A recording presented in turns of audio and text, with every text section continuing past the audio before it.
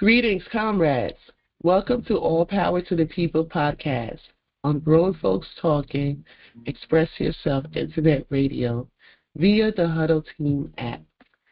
We meet every Sunday at 12 p.m. Eastern Time. We discuss local, national, and global events that impact the material conditions of the people and provide viable solutions. Constructed. As Panthers, we use dialectic materialism. As Dr. Huey P. Newton stated, power is the ability to define phenomena and make it act in a desired manner. From combating the housing crisis to police patrols, we are the vanguard in place to serve our communities. The purpose of this program is to highlight contradictions in the electoral process, which Western culture calls politics. Politics is the struggle for resources. Participating in America's electoral process has only taken resources from the people and handed it to the oligarchs and the professional managerial class that serve them by maintaining the status quo through coercion. We know that power lies with the people, and it is our duty to organize and educate the community so that they can fight for their own liberation. So please, join us every Sunday at 12 p.m. You can join by downloading the Huddle Team app, join online, or call in. The app and joining online is free, but if you call in, standard messaging rates may apply. Links to the show will be provided in the caption. This is General Secretary Patience of the new African Black Panther Party, NABPP North. All power to the people. I'll be having conversation with people, and they'll be like, so what do we do? What is our option? How do we change our material conditions? How do we change the reality around us? I mean, you can't do that. This is from our food program. I mean, so that's why I'm starting off like this, to show everybody like the things that you could do in the community. As Panthers, we come together in North to get this food to go out and give to the families that are starving. We all know, if we live in these communities, we know how hard times are. We're all going through it. We eat the same food too. We take the food in our home and we put them in our bellies. This is our during the school year, all year round. We don't have enough money to go build a school to be able to bring in all these children and stuff. We don't have all of that, but we can create an after-school program. And this is one of the ways we bring the kids in with the after-school program, so they could come in for us to give them that knowledge, to teach them, and try to help guide them through this reality, through this world. You say they teach you about 9/11 in school? Yeah. What did they teach you about 9/11? Why did the plane hit the buildings? You got to say it loud enough so I can hear you. The Muslim airjacked the plane and then they crashed some shit into the Twin Towers. That's what they taught you, that the Muslims hijacked the plane? They took it. That's okay. That's okay. Relax. They crashed into the Twin Towers. But why did they crash into the Twin Towers?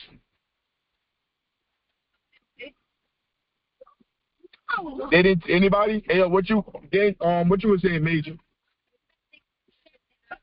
Hold up. Let Major speak. What'd you say, Major?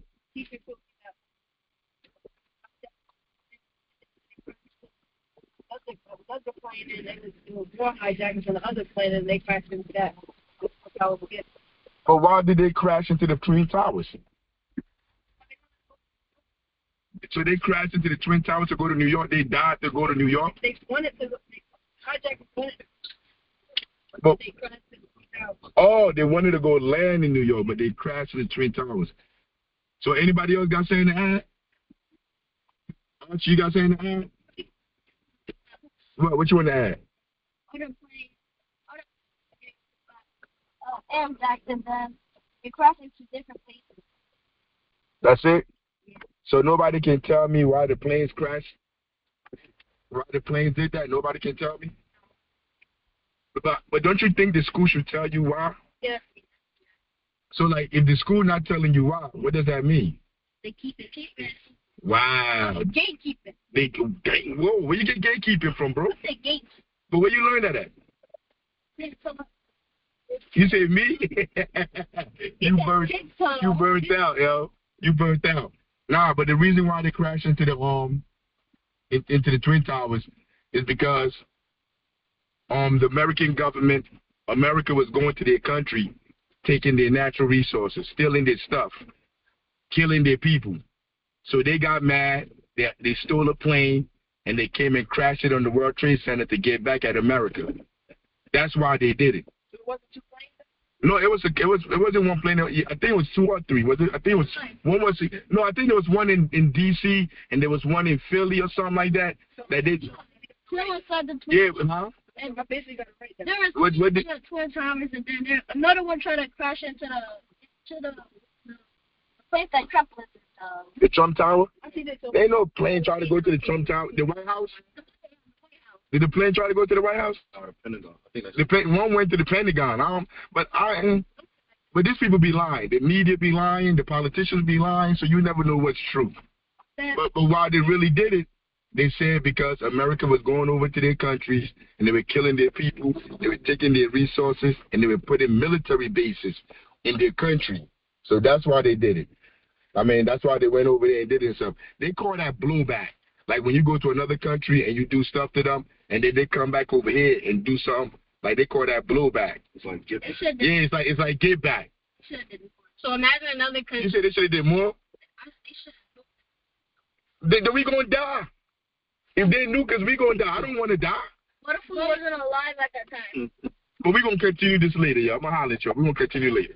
This is our summer basketball camp. It's going on right now. Every day from 9 to 1. We have this basketball camp that that the kids come out. Yo, it's all about organizing and finding ways to bring people out, bring the children out to be able to organize them. I mean, when you're doing these things to bring the children in, to bring the community in, yo, you got to be serious. You can't be playing around with this. Yo, like when the kids come here, at the end of the summer, they're stronger, they're faster, they're quicker, and they know more about the game, about the sport than they did before. You know, we watch their minds develop every day. While we're talking about Pantherism, what do we do? What are the solutions? Yo, there's solutions here. I mean, the solutions is organizing our own community, creating an economic base where we can be able to feed ourselves, take care of ourselves without having to bow down to somebody else, without having to beg somebody else for our humanity. Yo, I refuse to go beg anybody to give me humanity. I will take my humanity by force.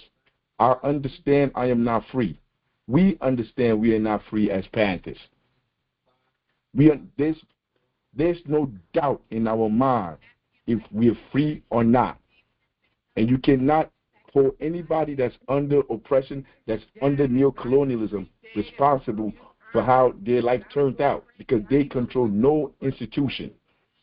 I mean, I often hear people say, like, the drug dealers, the worst thing in our community, the drug dealers, because they're stupid. They're ignorant. They haven't educated themselves to understand the world around them. So they just open their mouth and regurgitate whatever they heard somebody else say. You're a fool if you believe anything out here is your fault or our fault.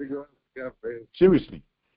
And I'm telling you, I work with the community all day and all night, and I know how ignorant the community can be. But I don't blame the people for the conditions they find themselves in. They have nothing to do with how anything is done materially in this world. They're just bystanders. The people that I hold accountable is those that know, the intellectuals. That's supposed to know better, but continue to usher our people into institutions of white supremacy, of imperialism, that will continue to exploit us. Tell our people to go vote. What are you voting for? I mean, who are you voting for? Who do they serve? They don't serve the people. They won't serve the people, or they won't survive in those institutions. Get your ball, man. Myself. What's your thought? Get some from. Get some. Let me see. Hold it out, Bobby. Mira. Hold it out. Let me see. Yeah. Yeah. Hold up. You got it? You like it? There we go. You're welcome. What's your name? What position you play?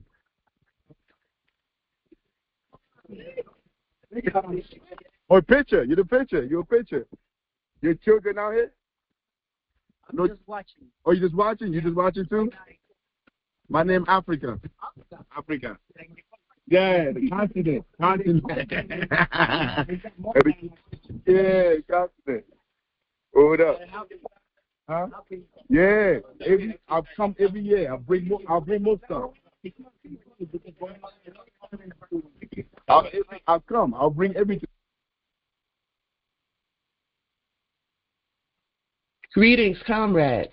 Welcome to All Power to the People podcast on Grown Folks Talking, Express Yourself Internet Radio via the Huddle Team app. We meet every Sunday at 12 p.m. Eastern Time. We discuss local, national, and global events that impact the material conditions of the people and provide viable solutions. We are here to find those tired of the way their lives are socially constructed. As Panthers, we use dialectic materialism. As Dr. Huey P. Newton stated, power is the ability to define phenomena and make it act in a desired manner. From combating the housing crisis to police patrols, we are the vanguard in place to serve our communities. The purpose of this program is to highlight contradictions in the electoral process, which Western culture calls politics. Politics is the struggle for resources.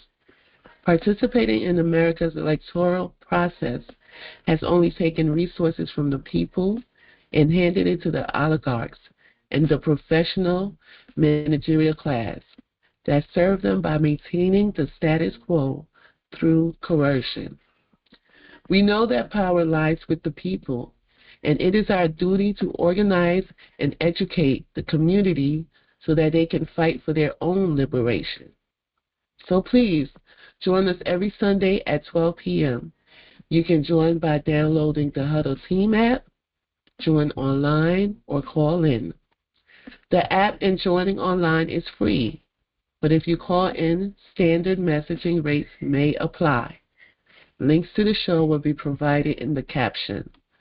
This is General Secretary Patience of the new African Black Panther Party, NABPP North. All power to the people. I'll be having conversation with people, and they'll be like, so what do we do? What is our option? How do we change our material condition? How do we change the reality around us? And I mean, you can't do that. This is from our food program.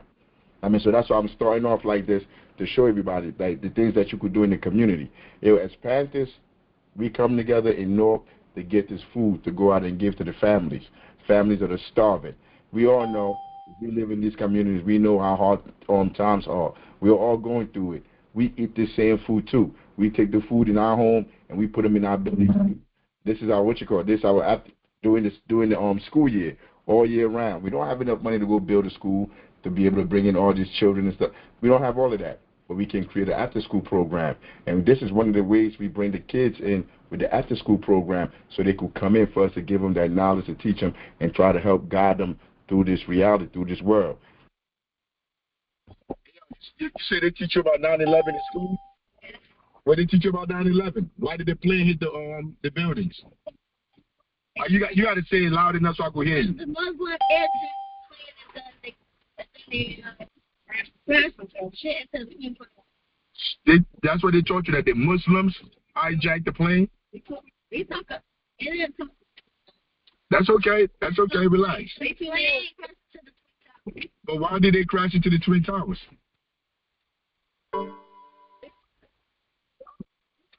They didn't. Anybody? Hey, what you were saying, Major?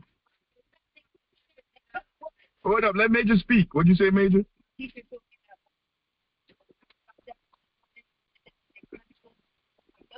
Other plane and it was more hijackers on the other plane and they crashed into that. But why did they crash into the Twin Towers? So they crashed into the Twin Towers to go to New York. They died to go to New York. They wanted to go. They wanted. But, oh, they wanted to go land in New York, but they crashed into the Twin Towers. So anybody else got something to add? Archie, you got something to add? What you want to add? impact and then it crashed into different places. That's it? So nobody can tell me why the planes crashed? Why the planes did that? Nobody can tell me? But don't you think the school should tell you why? Yeah. So, like, if the school not telling you why, what does that mean? They keep it. Wow. Gatekeeping. Whoa, where you get gatekeeping from, bro? I said gates. But where you learn that at? You say me? you burnt out, yo. You burnt out. Nah, but the reason why they crashed into the into the Twin Towers is because the American government, America was going to their country, taking their natural resources, stealing their stuff, killing their people. So they got mad, they stole a plane, and they came and crashed it on the World Trade Center to get back at America. That's why they did it. So was it 2 planes? No, it wasn't one plane. I think it was 2 or 3. Was it? I think it was one. No, I think there was one in D.C. and there was one in Philly or something like that. That they. Yeah. Huh? And I basically got it right there. There was Twin Towers, and then another one tried to crash into the place that Trump lives in. The Trump Tower? I see that. There ain't no plane trying to go to the Trump Tower. The White House? Did the plane try to go to the White House? Pentagon. I think that's the plane, one went to the Pentagon. But these people be lying. The media be lying. The politicians be lying. So you never know what's true. But why they really did it, they said because America was going over to their countries and they were killing their people. They were taking their resources and they were putting military bases in their country. So that's why they did it. I mean, that's why they went over there and did it. So they call that blowback. Like when you go to another country and you do stuff to them, and then they come back over here and do something, like they call that blowback. it's like give back. Yeah, it's like give back. So imagine another country. You said they should have did more? Then we gonna die. If they knew, because we gonna die. I don't want to die. What if we wasn't alive at that time? But we're going to continue this later, y'all. I'm going to holler at y'all. We're going to continue later. This is our summer basketball camp. It's going on right now. Every day from 9 to 1. We have this basketball camp that that the kids come out. Yo, it's all about organizing and finding ways to bring people out, bring the children out to be able to organize them. I mean, when you're doing these things to bring the children in, to bring the community in, yo, you got to be serious. You can't be playing around with this. Yo, like when the kids come here, at the end of the summer, they're stronger, they're faster, they're quicker, and they know more about the game, about the sport than they did before. You know, we watch their minds develop every day. While we're talking about Pantherism, what do we do? What are the solutions? Yo, there's solutions here. I mean, the solutions is organizing our own community, creating an economic base where we can be able to feed ourselves, take care of ourselves without having to bow down to somebody else, without having to beg somebody else for our humanity. Yo, I refuse to go beg anybody to give me humanity. I would take my humanity by force. I understand I am not free. We understand we are not free as Panthers. There's no doubt in our mind if we are free or not. And you cannot hold anybody that's under oppression, that's under neocolonialism, responsible for how their life turned out, because they control no institution. I mean, I often hear people say, like, the drug dealers, the worst thing in our community, the drug dealers, because they're stupid. They're ignorant. They haven't educated themselves to understand the world around them. So they just open their mouth and regurgitate whatever they heard somebody else say. You're a fool if you believe anything out here is your fault or our fault. Seriously. And I'm telling you, I work with the community all day and all night, and I know how ignorant the community can be. But I don't blame the people for the conditions they find themselves in. They have nothing to do with how anything is done materially in this world. They're just bystanders. The people that I hold accountable is those that know, the intellectuals. That's supposed to know better, but continue to usher our people into institutions of white supremacy, of imperialism, that will continue to exploit us. Tell our people to go vote. What are you voting for? I mean, who are you voting for? Who do they serve? They don't serve the people. They won't serve the people, or they won't survive in those institutions. Get your phone. My phone. What's your stuff? Get some from him. Get some. Let me see. Hold it out, Bobby. Mira. Hold it out. Let me see. Yeah. Yeah. Hold up. You got it? You like it? There we go. You're welcome. What's your name? What position you play?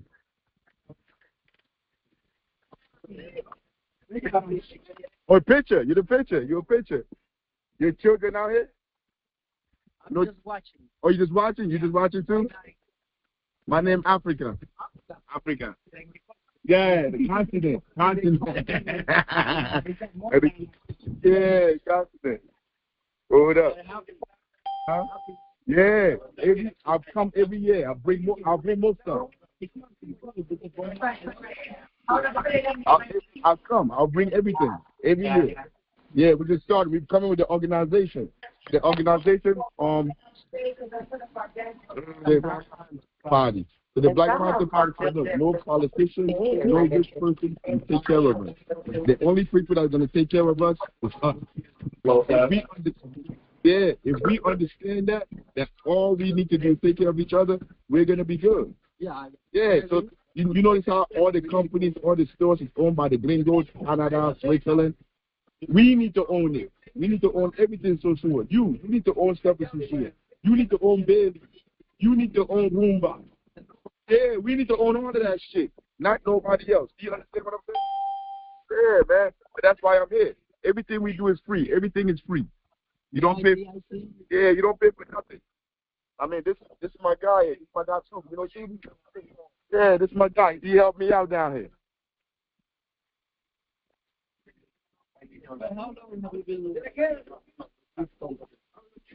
I've been with the company for about 7 years, but it's been here since 1969. I'm the leader of the company. I'm the leader now of the organization here. So we come down. He's gonna be down here working down here in the organization for me. Yeah, he's gonna be here working here. Yeah, water flood everywhere. I go everywhere. I stayed in. So you want to help me do this in Puerto Plata? I'm about to cut off the camera and I'm about to take your number. We're going to do the same thing. You know, the person that run the baseball, he helping me too. Man, what's your name, man? Tell them your name, man. My name is Brian. I'm teacher of natural science. Natural science? Oh, my God. I'm hitting a home run everywhere I go, man. Papi, mira. Good? You good? There we go.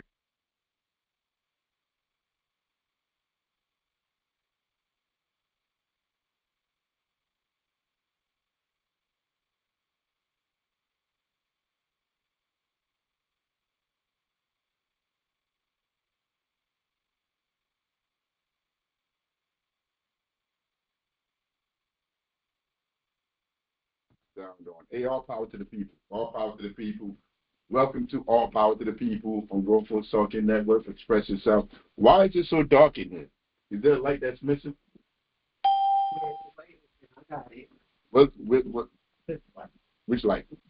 No, that ain't it. Oh, that's it. Yeah, that's it. Everything changes now. But anyway, where you going, y'all? Where you going? You in the car? You looking at me? Where you going? You, yeah, you. Where you going? You on mute. You on mute.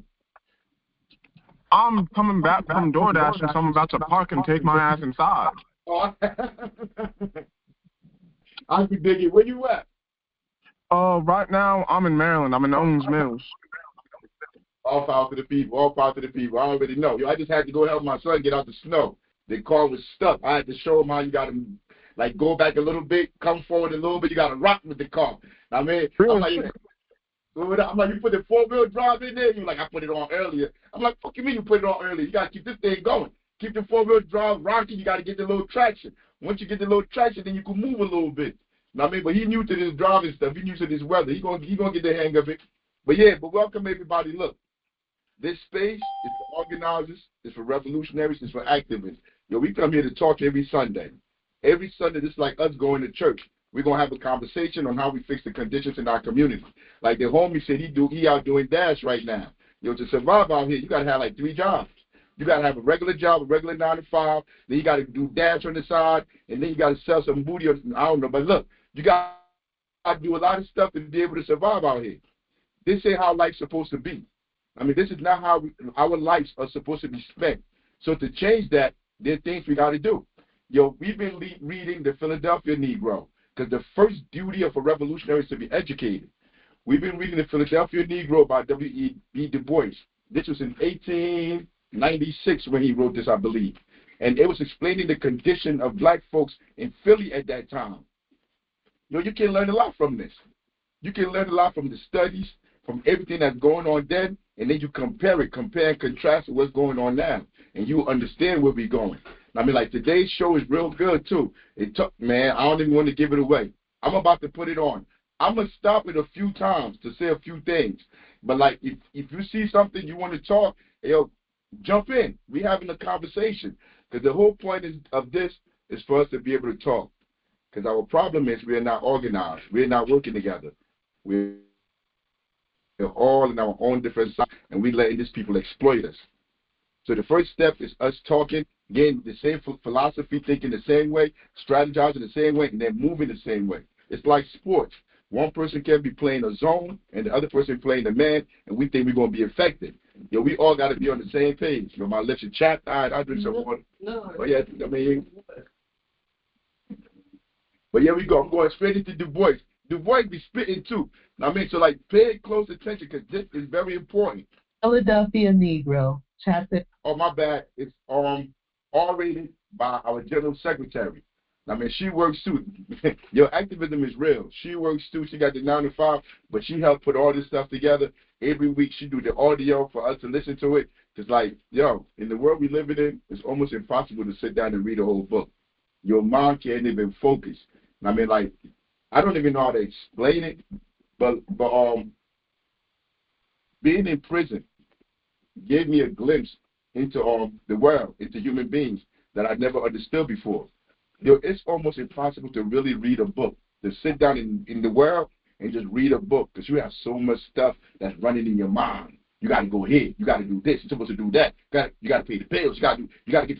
It's so much stuff in your mind that you can't really focus. Yo, when I read these books in prison, when I was in prison reading all this stuff, yo, I could put myself, like, I could close my eyes and visualize myself in that time period and see everything. My like movies like were always my point of reference. Like, I think of, like, if I'm going in the 1800s, I think of a movie from the 1800s, and I visualize it and I put myself in there. Yo, but this was even in China. I mean, I could visualize myself in them sand patterns out there working, whatever. It's hard out here. So the General Secretary, she do the little audio thing, and we listen to it for a couple of minutes, and then we talk about it. 11, Section 30, Family Life. Among the masses of the Negro people in America, the monogamic home is comparatively a new institution, not more than 2 or 3 generations old.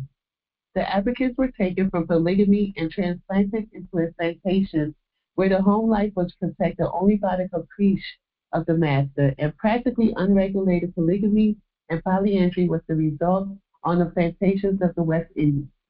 In states like Pennsylvania, the marriage institution among slaves was early established and maintained. Consequently, Chairman, one meets among the Philadelphia. just, not everybody may know what polygamy and polyandry is, or the difference between the two. If you could just do a quick overview. Let me go back real quick. Let me bring it back a little bit. Into a plantation, new institution, not more than 2 or 3 generations. All right, so look, they talk about like the family unit, or family units, because of slavery, family was broken up. By and large, most of us understand that. Our family units have only been around, according to Du Bois, for like 2 generations. I mean, because of all the turmoil within the slave trade and all of that. That's what he's talking about. Then he's going to go into talk about polygamy. That because most people think like slavery was only in America. Like, they just came here and they just dropped black people here. They don't understand, like, slavery in America was like the last stop. They went all through the Caribbean. They went everywhere before they came here. And when they came here, they broke with the practices that they learned from the islands, from Trinidad, Guyana, all these different islands. I mean, that they had black people using them to basically build their nations. I mean, using them to build the sugar canes, to build whatever they did out there in the cotton fields, whatever. Well, cotton, but they use those bodies over there, and the practices that they learned from there, they brought over here to use them. And one of the practices that they used over there in West Indies was polygamy. I mean, there wasn't really no what would you call it? Like, like in America they said, like, well, I think it's 2.5 kids or whatever. There was no stable family. There was no stable family unit, because in slavery you could be sold, they could be killed, whatever. And then even the way they mated them, they sometimes had like the biggest slave.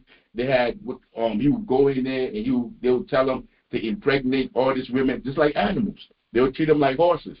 I mean, so he's saying when they came over to America, they brought those same practices over here, and that had a problem with the family unit. That's what he's trying to explain right there. Generations old. The Africans were taken from polygamy and transplanted into a plantation where the home life was protected only by the caprice of the master, and practically unregulated polygamy and polyandry was the result on the plantations of the West Indies. So like it was regulated by the master. The master regulated how the family unit was going to be. I mean, so like it would be beneficial to them to keep the family unit dysfunctional. I mean, but he's just saying they brought. He's just saying they. Go ahead. You want to say something? Yeah, because he's saying, well, they went from polygamy where I think, if I'm thinking polygamy is like the husband has multiple wives, and it was like the thing that they did over in their culture. They got taken from that, and then while they were on the slave plantation, the master was trying to fucking control the things, but even then, unregulated polyandry came about, and that is when, like, the people are mating with multiple partners and like holding multiple partners at once. But it also doesn't have the structure with it, and I think that's Hold up. So you're saying right here, he's talking about Africa. He's not talking about the in the islands, because I know they have polygamy in Africa too. So you think he's talking about Africa? I think he's talking about Africa, and I think he's specifically saying to the West Indies, so like the islands. I think he's talking about the practices that they used to have, and how once they got brought over here, they still retained parts of that tradition, as they still held on to their traditions as best they could, but now they didn't have the like cultural, I don't want to say laws with it, the cultural laws with it, but like the guardrails and practices of how they used to do it. So it got more dysfunctional, and how that's tripped down into how we see like main chicks and side pieces now in our present day. Gotcha. Now, you're right. Let me bring it back a little bit, because I was thinking the same thing when I was reading it. Is he talking about what they were doing in Africa, or is he talking about just the islands, what they were doing in the West Indies? Because I don't know if most people understand it, but like only the way how relationships are now in America, we all live in America, the way how relationships are is one person, one man, one woman. I believe that's like only like 5% of world history where it has been like that.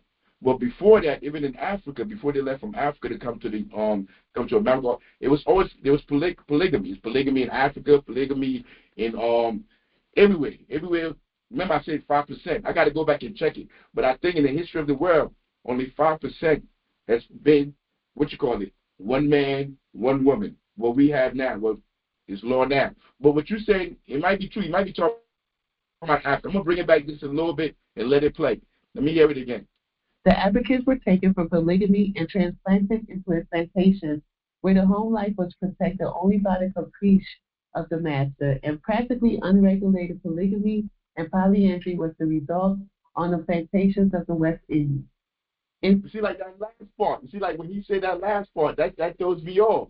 So are you talking about the West Indies, or are you talking about in Africa? But be that as it may, I mean, that's what they practiced before they came over here.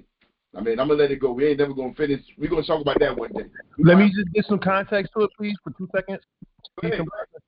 All right, so on the transatlantic slave trade, the West Indies was the first stop. So before they went anywhere else, they went to they from Africa, it went to the West Indies, your islands first.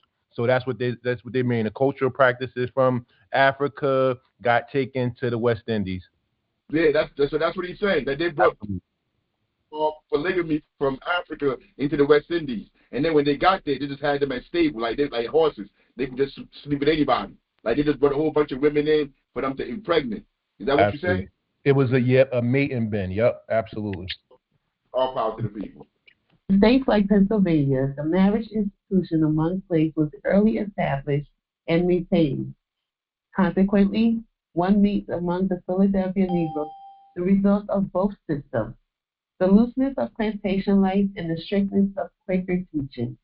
Among the lowest class of recent immigrants and other unfortunates, there is much sexual promiscuity and the absence of a real home life.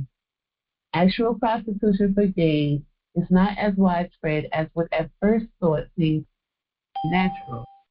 On the other hand, there are two widespread systems among the lowest classes, the temporary cohabitation and the support of men.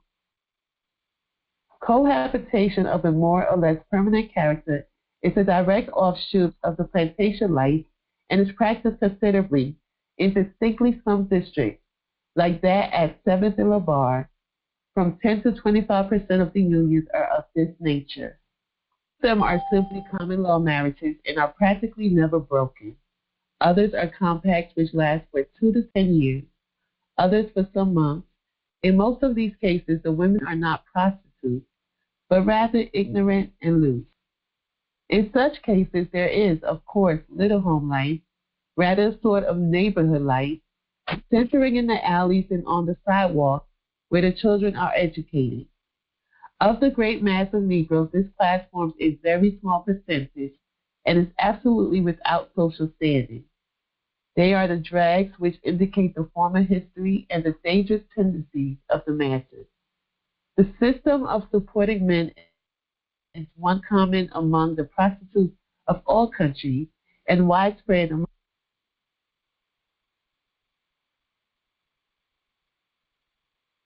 Oh, I think you muted. Yeah, I am muted. I got it, General Secretary. I am muted. But let's talk about this real quick.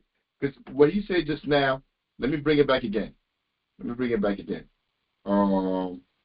the great mass of Negroes, this class forms a very small percentage and is absolutely without social standing. So, what class is he talking about? What class is the prostitute saying? Remember, this is Philadelphia, 1896.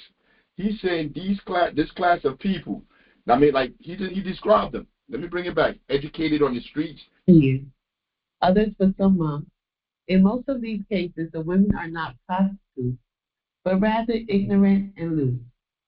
In such cases, there is, of course, little home life, rather a sort of neighborhood life, centering in the alleys and on the sidewalk where the children are educated. Of the great mass of Negroes, this class forms a very small percentage. To me, that sounds like they're lumping. That sounds like they're poor people, like less educated. And he's talking about their marriages. Like they were not whores, but they lived with men, whatever. They were staying with men. Because remember, you got to think back, go back in time to 1896. This is like 20 years after slavery, where everything was supposed to, like. You see, we on chapter 11. We went through and described the boys to give people a picture of who the voice was, what class he was in, what lenses he was looking at the people from. And he's saying those people, not prostitutes, borderline prostitutes, people that were poor, people that were not formally educated. He's saying these were a very small percentage of the of black people. Okay, I could go with that in 1896 because it was. I could go with that.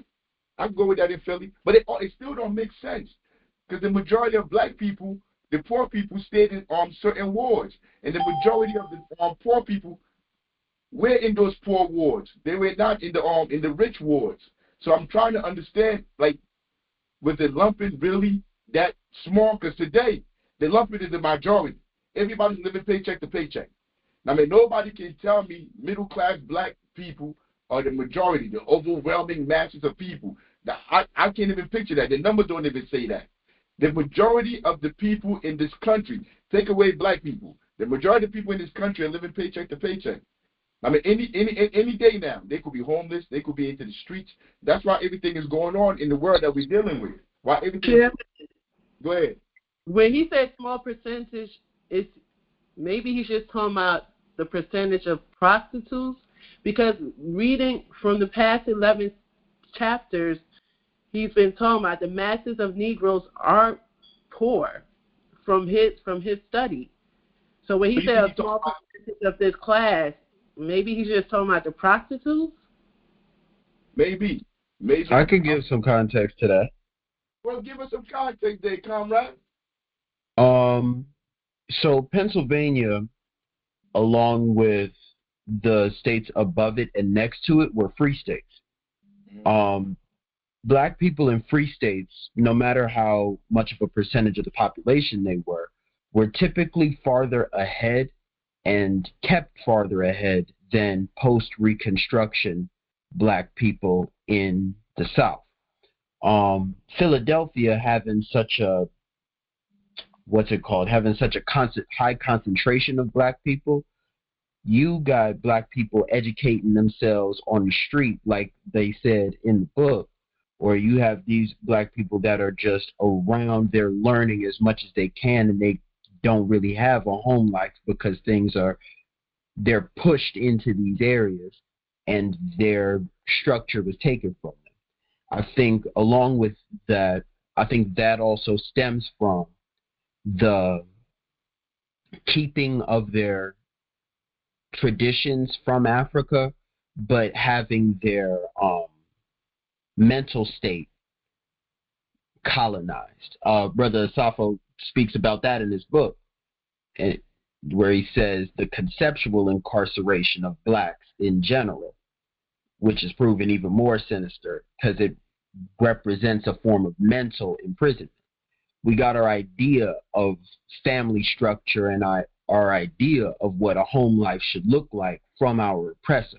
And when our oppressor abuses their family, when our oppressor shows dysfunction, and that's the only way we know, and that's the only way we see things working, that's what we learn from. And I think that's also why the Black Panthers isn't a black nationalist group, because if we would learn, because the way we learn power, we do it the same way. All power to the people. But it's bugging me though, because like I'm gonna have to go over that again. I mean, it's been a while since I read the book, but when he's saying that there's a small percentage of the overwhelming mass of the people, like I find that hard to believe, because but like the General Secretary said, he's talking about just the prostitutes, I guess. I don't know. We'll go back through that again. Let's try to go finish this, because we got a lot of stuff to talk about today. And it's absolutely without social standing. They are the drags which indicate the former history and the dangerous tendencies of the masses. The system of supporting men is one common among the prostitutes of all countries and widespread among the Negro women of the town. Two little colored girls walking along South Street stopped before a gaudy pair of men's shoes. But even when he says that, there's other chapters that we read that he said that men couldn't get jobs. That he said that men couldn't get jobs, that men couldn't be gainfully employed. So the women, he's going to say that here too, that the women had to go out and get jobs. So I don't understand what he's talking about. Like, I don't understand that part.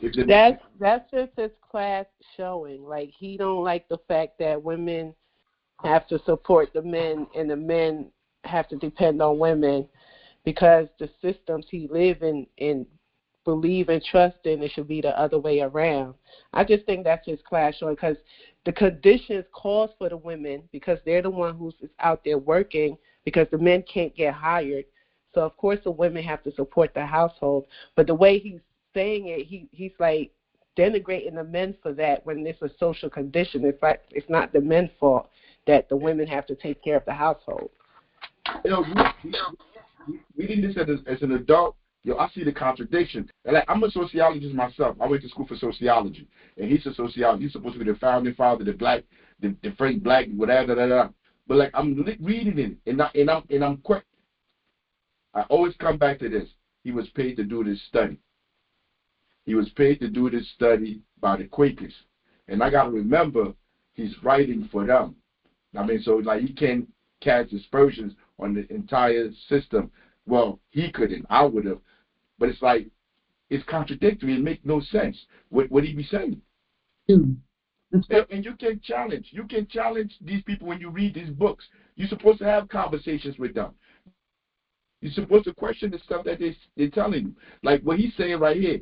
In earlier chapters, if he told me that the men couldn't get jobs, and the only people that could be employed were the women because they did their housework, whatever, they felt more comfortable with them. A couple of chapters later, you can't now tell me because the women bought stuff for them that they're prostitutes. Anyway. Stayed in a shop window, and one said, "That's the kind of shoes I buy for my fellow." The remarks fixed their life history. They were from among the prostitutes of Middle Alley or Ratcliffe Street or some similar resort where each woman supports some man from the result of her gains. The majority of the well-dressed loafers whom one sees on Locust Street near 9th, on Lombard near 7th and 17th, on 12th near Cater, and in other such localities are supported by the prostitutes and political largesse, and spend their time in gambling. They are absolutely without home life and form the most dangerous class in the community, both for crime and political corruption. Leaving the slums and coming to the great mass of the Negro population, we see undoubted efforts have been made to establish homes. Two great hindrances, however, cause much mischief: the low wages of men and the high rent. The low wages of men make it necessary for mothers to work, and in numbers of cases to work away from home. See what I'm talking about? See what I'm talking about? Like, bro, you just called them prostitutes, but now you're saying because of the high, the high rents and low wages, these women have to go out and go work, and then you're going to talk about all the stuff that happened because the women have to go out to go work. Because if the women got to go out to go work, guess what? There's no home life. There's no family life. You're not able to raise your children. You're not able to teach your children. Who's teaching your children? Who's raising your children while you're going to work? These are all not new phenomena. Yo, if you're a mother here today, 2026, and you living in this world, you got to pay rent, you got to pay bills. All these single mothers, they got to go to work. Yo, they often work, leave the house at 7 in the morning. Yo, I remember my mother used to leave the house 6 in the morning and come home at 11 at night. Who's raising your child? How are you having a family if this is how you have to survive? If you have to work all day on the plantation while somebody else is raising your child. You know who raised me? The TV and outside while my mother was working. While she was breaking her back, trying to put a roof over her head. Yo, she had a house. My mother had a house. I don't know how she had a house. Like 6th grade education in Africa. In America, got a house and everything because she was working like a slave. Probably making like $7 an hour, but working 16 hours a day, 7 days a week. And who was raising her children? And how do you have a family life like that? But people like Du Bois would take all that down, write all that down, and because they're doing a study for somebody else that's paying them, they'll write what the person want to hear. They won't tell you the truth.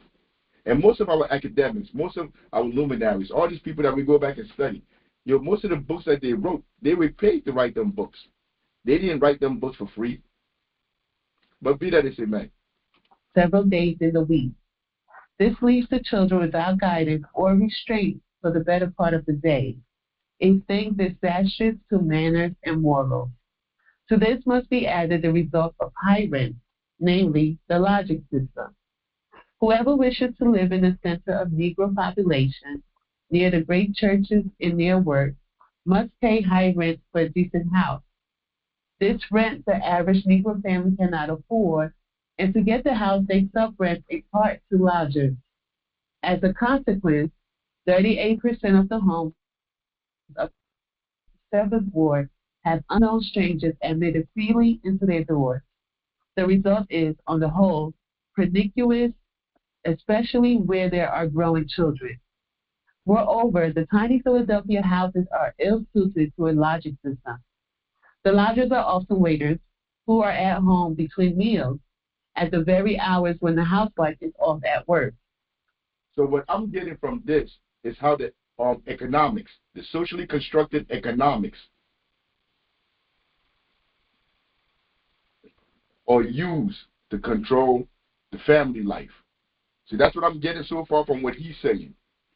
If you can get a job, you can afford to take care of yourself, and the rent's too high, it's hard to really afford a family. And then if you actually do have a job and you have to work away from the family all these hours and then come home, like you can't really raise a family. You can't really have a family life. But these are socially constructed designs by other people. This is not how, none of this is organic. And we're still dealing with that today. Yo, he said 38% of the houses, they have to like basically bring somebody else in for them to come rent a room or something like that. Yeah, right now in Newark, New Jersey, Newark, New Jersey, only 30% of the homes in Newark, New Jersey are owned by residents. The rest 70 is owned by corporations. So you talking about out of the homes back then, 38% of them was going through this. Yo, what percent of the homes right now are going through this experience? Remember, we only have 30%. It's, if you read Rutgers Crime Report, who owns Newark, Google it. You will see. They will tell you in there. 30%, only 30% of the homes in Newark, New Jersey, with like 350,000 people, only 30% of those homes are owned by the residents. What does that tell you? It's a transient community. High poverty. There's high poverty rate. The jobs don't pay enough. People got to work 2-3 jobs. All of this is explaining to you the conditions that you have outside. It's a class struggle, damn it. It's a class struggle. Like when you pay attention and when you're reading, you're hearing all of this, you can see it for yourself. What's going on? Fred Hampton said it's a class struggle, God damn it. There's a reason for that. There's a reason for why Fred Hampton said that. And growing daughters are thus left unprotected. In some cases, though, this is less often. Servant girls and other female lodgers are taken. In such ways, the privacy and intimacy of the home life is destroyed, and elements of danger and demoralization admitted. Many families see this and refuse to take lodgers and move where they can afford the rent without help. This involves war deprivation to a socially ostracized race like the Negro than to white, since it is often means hostile neighbors or no social intercourse. If a number of Negroes settle together, the real estate agents dump undesirable elements among them, which some enthusiastic association has driven from slums. There are a large number of waiters, porters, and servant girls. But once again, you can't let that just escape your ear. When the uppity Negroes, this rich black people get into a community and they start forming their own community, remember, they leave the poor people, they leave the lumpen proletariat down there, and they move to their own community.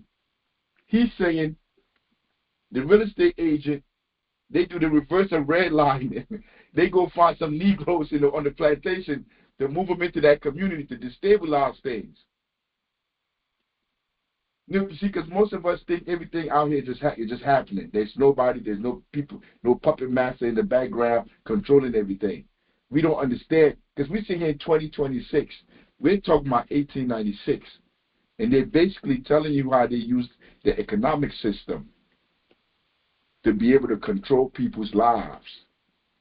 Like that's what I'm hearing when I'm listening to him speak. In the city, to piggyback off you, Chairman, they use but like you said, they drop things in the community to destabilize it, and just to relate it to current events. Well, not so current, but still relevant. They drop drugs in the black communities to destabilize us, to create the crime deal, to increase, mass incarceration, which again impacted the material conditions of our communities, of our people. So again, like the chairman said, this is an ongoing thing from back in 1830 whatever, United Still dealing with the same issues today. all powerful people. Life and are exposed to peculiar temptations.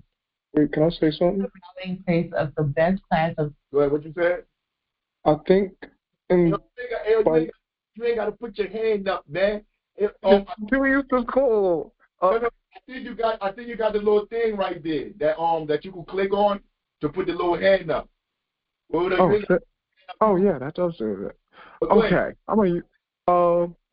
I think because all right, so we saw Black Wall Street. The first time that we, as a community, like actually had our own community up and running and thriving, they bombed the fuck out of it. They utilized this economic system to keep us under. They destabilized us with the drugs and the infighting type things like this.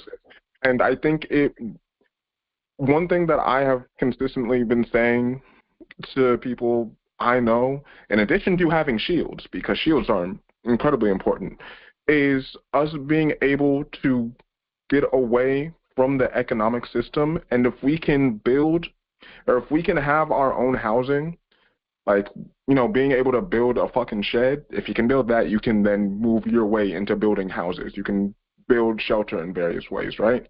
Being able to deal with that and being able to have electricity, I think that's the way that you're then able to break America. Because now you can start to get into the hygiene products. You're starting to get to the materials to actually protect people without having to work all day to gain these materials. Got you. So I just want to say that. I got you. And we're going to go into Black Wall Street, too. We're going to talk about all of them streets. But that's why the first duty of a revolution has to be educated. You got to understand all these things, and your mind got to start working. You got to start asking these questions in your mind. But we're going to get to all of that. Even what you just said just now, we're going to get to that in this program. After we're done with this, we talking about a lot today. These young people in an attempt to furnish their amusement. Loafing and promenading the streets is the only other entertainment most of these young folks have. They form a serious problem to which the lodging system is the only attempted answer, and that a dangerous one. Homes and clubs properly conducted ought to be open for them. A young men's Christian association, which would not degenerate into an endless prayer meeting, might meet the wants of the young men. The home life of the middle laboring class lacks. So what he say? He talking about the dude loafing around, the people outside. This is the homeless in the hood. They just be outside all day. You already know what it is. Surviving, street economics, trying to find. Remember, these are the people. Everybody can get a job in capitalism. There's not enough jobs, and even if you get a job, they're going to exploit you. There's always that base of people that are outside that he's talking about right now. And what is he saying is the solution to these people? Because think of his class, where he at. He's saying the church. The church, that's where he's going to now. He's going over to the church as a solution of what you can do to help these people. Remember, he's a sociologist. That's the part that be bugging me out. He's a sociologist. At this point, he done graduated from Harvard. He done did everything. But chairman, the Quakers are paying him. That's a church. Yeah, I know the Quakers are paying him. But bro done graduated from Harvard. He was down south somewhere. I think he was working at a school, one of them black schools down south somewhere before they called him to come up here. So it's like he ain't just coming out of school. He's been doing this for a minute. Any of the pleasant features of good homes. Traces of plantation customs still persist, and there is a widespread custom of seeking amusement outside the home. Thus the home becomes a place for a hurried meal now and then and lodging. Only on Sundays does the general gathering in the front room, the visits and leisurely dinners, smack of proper home life. Nevertheless, the spirit of home life is steadily growing. Nearly all the housewives deplore the lodging system and the work that keeps them away from the home. And there is a widespread desire to remedy these evils and other evil which is acting to them, the allowing of children and young women to be out unattended at night. In the better class families, there is a pleasant family life of distinctly Quaker characteristics. Don't enter such homes in the Sundays at night. In the better class families, there is a pleasant family life of distinctly Quaker characteristics. You heard him? I told you who was paying them. Word up. He said in the better families, in the uppity families, what you would call the middle-class families, black families back then, they have a Quaker lifestyle. And they've adopted the values of the Quakers. That's why their lives are better. It has nothing to do with the economics. He's talking about these people not having a family life. If you're living in a one-room shack, in a place that's horrible, no heat, no nothing, just horrible. Like, why would a family want to be there? In fact, they never did because they're always working. They're in and out. They can't afford to have a family life. But he said with the uppity people, they got the life of distinctly Quaker characteristics. But remember, when you're going through school, they're telling you all these people are like who you should be listening to. You should be listening to their advice. Because they are acceptable. Du Bois, this writing, the Philadelphia Negro, is acceptable within American culture. Like America would allow this book to be put out in the schools. Because what? He's pointing the finger at the people. He's not talking about the system. He hinted at it. They don't pay them enough. Rent is too high. But these people are still disgusting. It's their fault for the reality that they're dealing with. It's their fault. Remember, he's black. This ain't no white person writing this. This is Du Bois.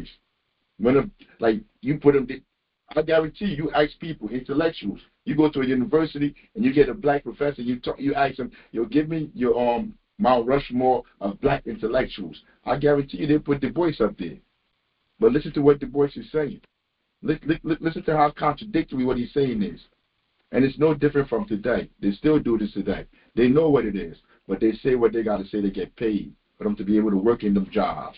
That's why you see people like Angela Davis. She's been working in the government her whole entire life, but they run around trotting her out like she's a revolutionary. These are the people that they're comfortable with. They're comfortable using to run all of us. One can go into such homes in the 7th Ward and find all the quiet comfort and simple, good-hearted fare that one would expect among well-bred people. In some cases, the homes are lavishly furnished. In others, they are homely and old-fashioned. Well-bred people. Well-bred. That means they went to the church. They know that what the government at that time, what the American government wanted them to know. These people are well-bred. They're not counterculture. Well-bred because they went through those institutions. Think about that for a second.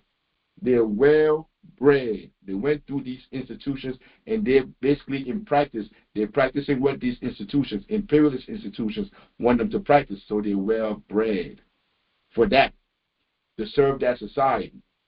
How do we well-breed those that will fight for us? How do we do that? How do we create? But we're going to get into all of that. Because those people are well-bred to continue and maintain these institutions that have been in place before we were here. If we are revolutionaries, how do we breed our own generation of people that understand how to survive, how to live, how to work out here? Even in the best homes, however, there's easily detected a tendency to let the communal church and society life trespass upon the home. There are fewer strictly family gatherings that would be desirable, fewer simple neighborhood gatherings and visits. In their place are the church teas, the hall concerts, or the elaborate parties given by the richer and more ostentatious. These things are of no particular moment to the circle of families involved, but they set an example to the masses which may be misleading. The mass of Negro people must be taught sacredly to guard the home, to make it the center of social life and moral guardianship. This it is largely among the best class of Negroes, but it might be made even more conspicuously so than it is. Such emphasis undoubtedly means the decreased influence of the Negro church, and that is a desirable thing. On the whole, the Negro has a few family festivals. Birthdays are not often noticed. Christmas is a time of church and general entertainment. Thanksgiving is coming to be widely celebrated, but here again in churches as much as in homes. The home was destroyed by slavery. struggled up after emancipation, and is again not exactly threatened, but neglected in the life of city Negroes. Herein lies food for thought. Section 31. But you notice how everything is the people's fault. The family is the people's fault. Everything it goes back to the family. We're gonna get to all of that. History of the Negro Church in Philadelphia. We have already followed the history of the rise of the Free African Society, which was the beginning of the Negro Church in the North. We often forget that the rise of a church organization among Negroes was a curious phenomenon. The church really represented all that was left of African tribal life and was the sole expression of the organized efforts of slaves. It was natural that any movement among freedmen should. The church really represented all that was left of African tribal life and was the sole expression of the organized efforts of slaves. I hope you heard what he just said just now, because we're going to get back to this either. I'm gonna play it back again either. I'm gonna play it back again. Look, what he's saying about the importance of the church. We're gonna get into that too. I'm gonna bring it back a little bit again, but listen to what he's saying. I want you to listen to this and think about what he's saying, because we got churches on every block out here. Everywhere out here we have churches. The conditions in our community have not changed. Beginning of the Negro Church in the North. We often forget that the rise of a church organization among Negroes was a curious phenomenon. The church really represented all that was left of African tribal life. The church represented all that was left of African tribal life. Everything that we're dealing with. That sounds weird. You say what? It sounds weird because I'm thinking African tribal life. No, but it's not the church. It's not the church. It was not Christianity or the church. No, wasn't. Let me explain it to you. Yeah. You're under slavery. You have no other means to practice anything, tribal anything, because you're not supposed to. All of that stuff is banned. You need a Black Lives Matter. You need people that come out and say that they're fighting for you, that is controlled. And they're saying they're fighting for you. They're painting the streets. They're out there talking. They're dancing. They're crunking. They're booty bouncing. They're saying they're out there fighting for you. When the whole time they're being controlled, they're being funded to misdirect, to control how you think and how you feel. If you listen to him, he said the church was a curious. I'm going to bring it back again. Rise of the Free African Society, which was the beginning of the Negro Church in the North. We often forget that the rise of a church organization among Negroes was a curious phenomenon. Because at first you couldn't even read. They wouldn't even let you read. But after a while, the society around us understood that they can use these means to be able to control the people. And that's exactly what they did. And whatever, so you go to the church and they may chant, they may do African stuff, whatever, but at the end of the day, what they're teaching you is to accept your reality. Get all that energy out right here. We're going to get all this energy out. We're going to pray to God. We're going to keep praying, and we're going to wait for Jesus to come and save us. That's better than people revolting, rising up and revolting. Phenomenon. The church really represented all that was left of African tribal life and was the sole expression of the organized efforts of. No Black Panther Party. None of that. Black Lives Matter. That's what represents us liberating ourselves, us freeing ourselves, us not getting nailed on the back. Trayvon. I think that's when Black Lives Matter started. Not getting shot in the back. Then it turned to something totally else. Because there was a young black boy that was shot while with his iced tea. It turned from that to painting the streets all kind of colors. To voting for politicians. It's the same thing at this church. They tell us what we want to hear. They use the rhythm, the dance, the sound, you go now, they play drums, everything. But at the end of the day, They want to make sure you give Pharaoh what Pharaoh demands. Slave. Not Pharaoh. It wasn't natural that any movement among freedmen should center about their religious life, the sole remaining element of their former tribal system. Consequently, when, led by two strong men, they left the white Methodist Church, they were naturally unable to form any democratic moral reform association. They must be led and guided, and this guidance must have the religious sanction that the tribal government always has. Consequently, Jones and Allen, the leaders, the tribal government from their countries, they must have the responsibility that the tribal governments had, because the tribal government was the one that's in charge of the family, that's in charge of the people, that looked after the people. So these people that created this church, they were going to take on that role. Just ask me how that would go today. These Uncle Toms, these black people that they got running around here talking about they're working for us, the ones that's selling our homes, making us homeless out here, these black politicians. Just imagine if they said they were going to do this, they're going to use, they're going to use the church to do this now. How would that turn out? Because remember, you got to go back again. We're in the class war, goddammit. How would that turn out? But this is what they were doing back then. Listen to how it turned out then. Of the Free African Society, as early as 1791, began regular religious exercises, and as the closed government always had. Consequently, Jones and Allen, the leaders of the Free African Society. Jones and Allen. Who is Jones and Allen? Who is Jones and Allen? Richard Allen, February 14, 1760, March 26, 1831. See, bruh died before the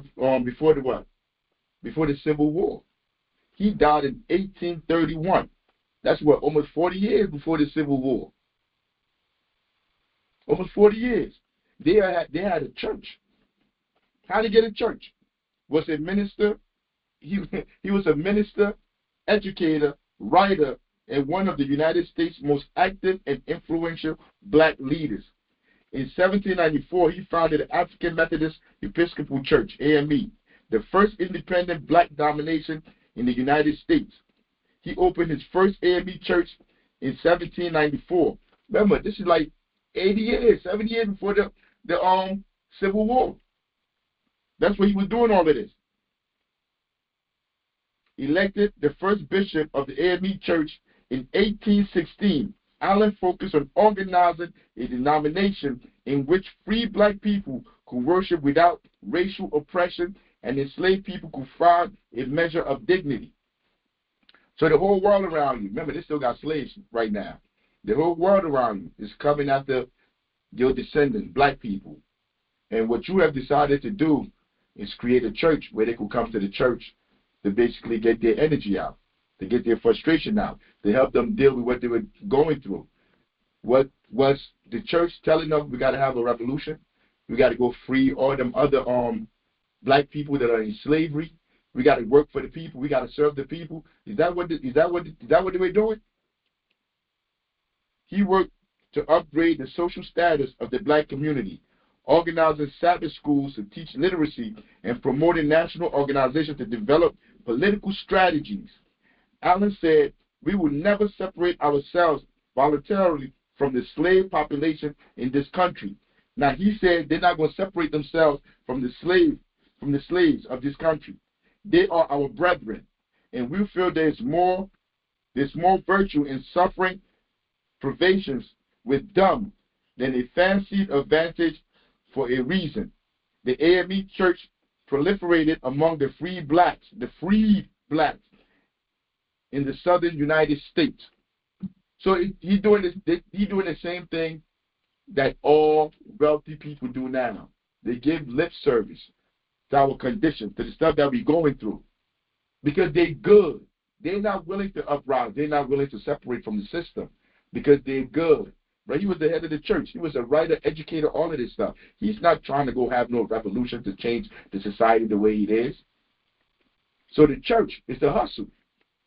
Wait, I do think, I'm too used to doing it. I do think that, all right, so African traditional religions, were brought over to the Americas, when all of these African bondsmen were brought, right? And they imposed Christianity upon them, but there was also the syncretization, like the kind of using of saints to throw back to the traditions that they've had in like Ifa or other African traditional religions. So I think there is part for both, because the way that we see the churches now, and as much of the churches as we see now, and what I'm calling the corruption of churches, like their tax exemption, so now pastors are getting rich and using the money off, and they're trying to not so much help their communities, but just demonize the people that are in them rather than recognizing their economic statuses. I think that is something, and that is how America has been able to control through the churches. However, I also think the churches, because at this point nobody is like practicing anything other than Christianity inside a Christian church, but I do think the churches were a way to actually hold and maintain on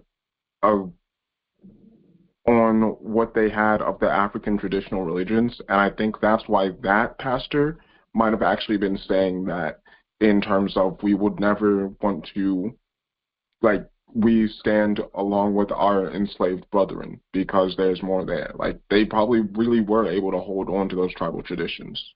All power to the people. Now, but that's true too. Look, there's no absolutes. In science, there's no absolutes. But by and large, because like, let me read this. Richard Allen was active in Philadelphia about abolitionist movement. In December 1799, Richard Allen, Absalom Jones, and 69 other black Philadelphians sent a petition to Congress urging the end of the international slave trade and a gradual emancipation plan. I read all of that to say their strategy is within the system. They're not trying to overturn the system.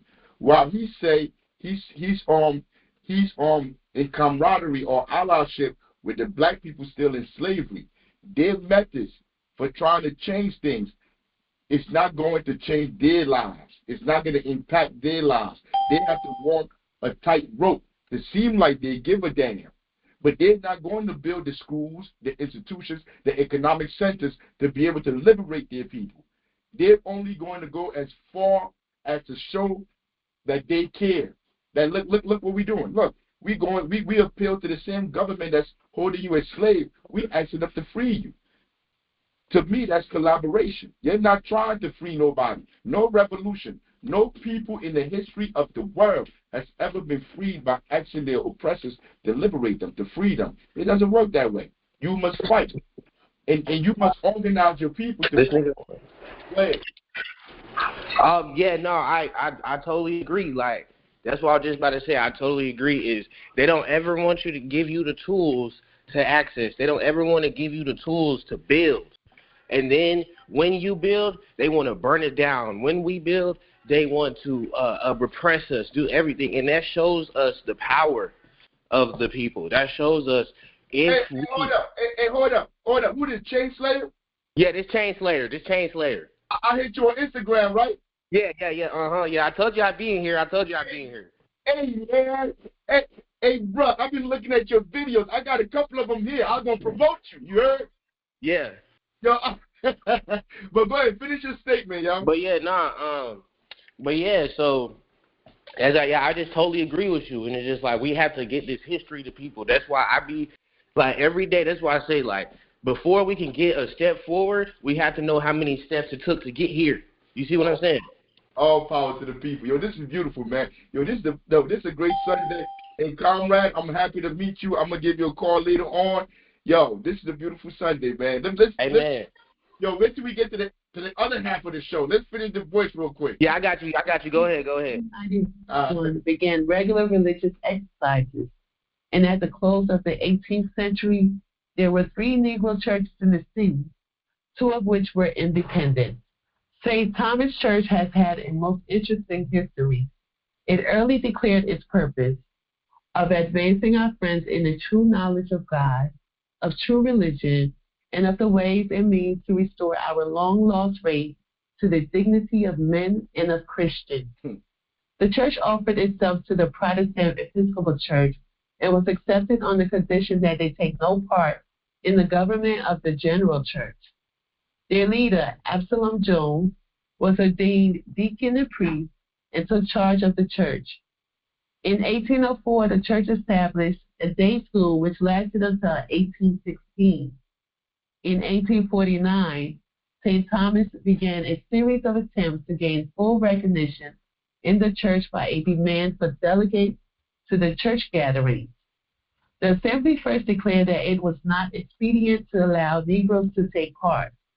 To this, the vestry returned a dignified answer, asserting that expediency is no plea against the violation of the great principles of charity, mercy, justice, and truth. Not until 1864 was the Negro body received into the full fellowship with the church. In the century or more of its existence, St. Thomas's has always represented a high grade of intelligence, and today it still represents the most cultured and wealthiest of the Negro population and the Philadelphia-born resident. Its membership has consequently always been small, being 246 in 1794, 427 in 1795, 105 in 1860, and 391 in 1897. The growth of Bethel Church, founded by Richard Allen on South 6th Street, has been so phenomenal that it belongs to the history of the nation rather to any one city. From a weekly gathering which met in Allen's blacksmith shop on 6th near Lombard, grew a large church edifice. Other churches were formed under the same general plan, and Allen, as overseer of them, finally took the title of bishop and ordained other bishops. The church, under the name of African Methodist Episcopal, grew and spread until in 1890, the organization had 452,725 members, 2,481 churches. Yeah, what year was this? Let me go back. Let me go back a little bit. This is formed under the same general plan, and Allen, as overseer of them, finally took the title of bishop and ordained other bishops. The church, under the name of African Methodist Episcopal, grew and spread until in 1890. 1890. That's 6 years before they got him to come do this study. 1890. Listen to how many people they had that they were working with. Listen to this. The organization has 452,000. That's 500,000 people. That's 500,000 people that they got in their congregation that they're able to organize with. What were they organizing with them to bring about?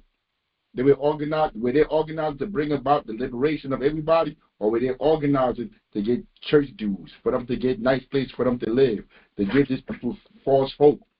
What were they organizing all these 425 members, 2,481 churches. 2,481 churches. This is in 1890. This is what they had. You know, when they say like black people, like we never had this, we didn't have power, we couldn't organize, they know how to organize our people. These black middle class people, they know. These petty bourgeois people, they know how to organize our people. That's 2,481 churches. This is in 1890. I don't even know if we could do that now. If you ask me now, if you have 2,481 Black Panther chapters before you die, I doubt I could. Look, don't put no limit on myself. And maybe it might happen, but Jesus. And 6,468,000.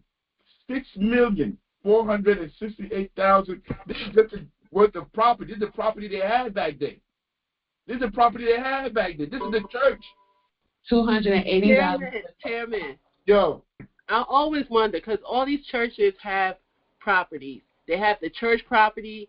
Some of the churches have housing for the pastors, and some of the leadership in the church, and then the church themselves own property in America, just like the Roman Catholic Church. Like, they own property everywhere. They have their own little cities of properties and stuff. Like you said, we have a church on every corner, every block, 10 times over in most urban cities. These properties cost money that they don't pay taxes on. So again, like, they have so much wealth in their hands that they could use to help the people. But they I can can't speak to that. They can't. One second. They can't. One second. I can speak to that. One second. Let me finish my thought. But they can't do that because most of them are tax exempt. They get government funding, so they can't do the revolutionary work because they'll lose that property, they'll lose that funding, and plus they're there. The function of the church is to keep the system going, to keep the status quo going. But yeah, you can go ahead. Thank you for hearing me out. But is Megabyte here? No. I didn't, but somebody wanted to speak. Nah, but go ahead. Say what you wanted to say. The African Methodist Episcopal Church right now is, I think, 10,000 strong on the East Coast. Currently, I have family that pastors at AME churches. And so I have a direct access into AME church general conferences. So if you wanted the help of nonprofits / religious organizations because they get resources that we can't get because we can't get grants, I can definitely go in, see what I can do because I know people.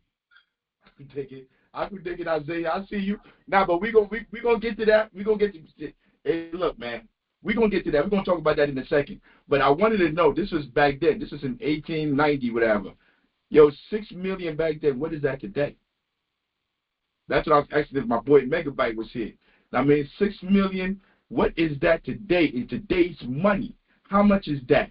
This is all the property and stuff that they had back then. By 1813, there were in Philadelphia 6 Negro churches with the following membership. The Presbyterian Church had been founded by 2 Negro missionaries, father and son, named Gloucester, in 1807.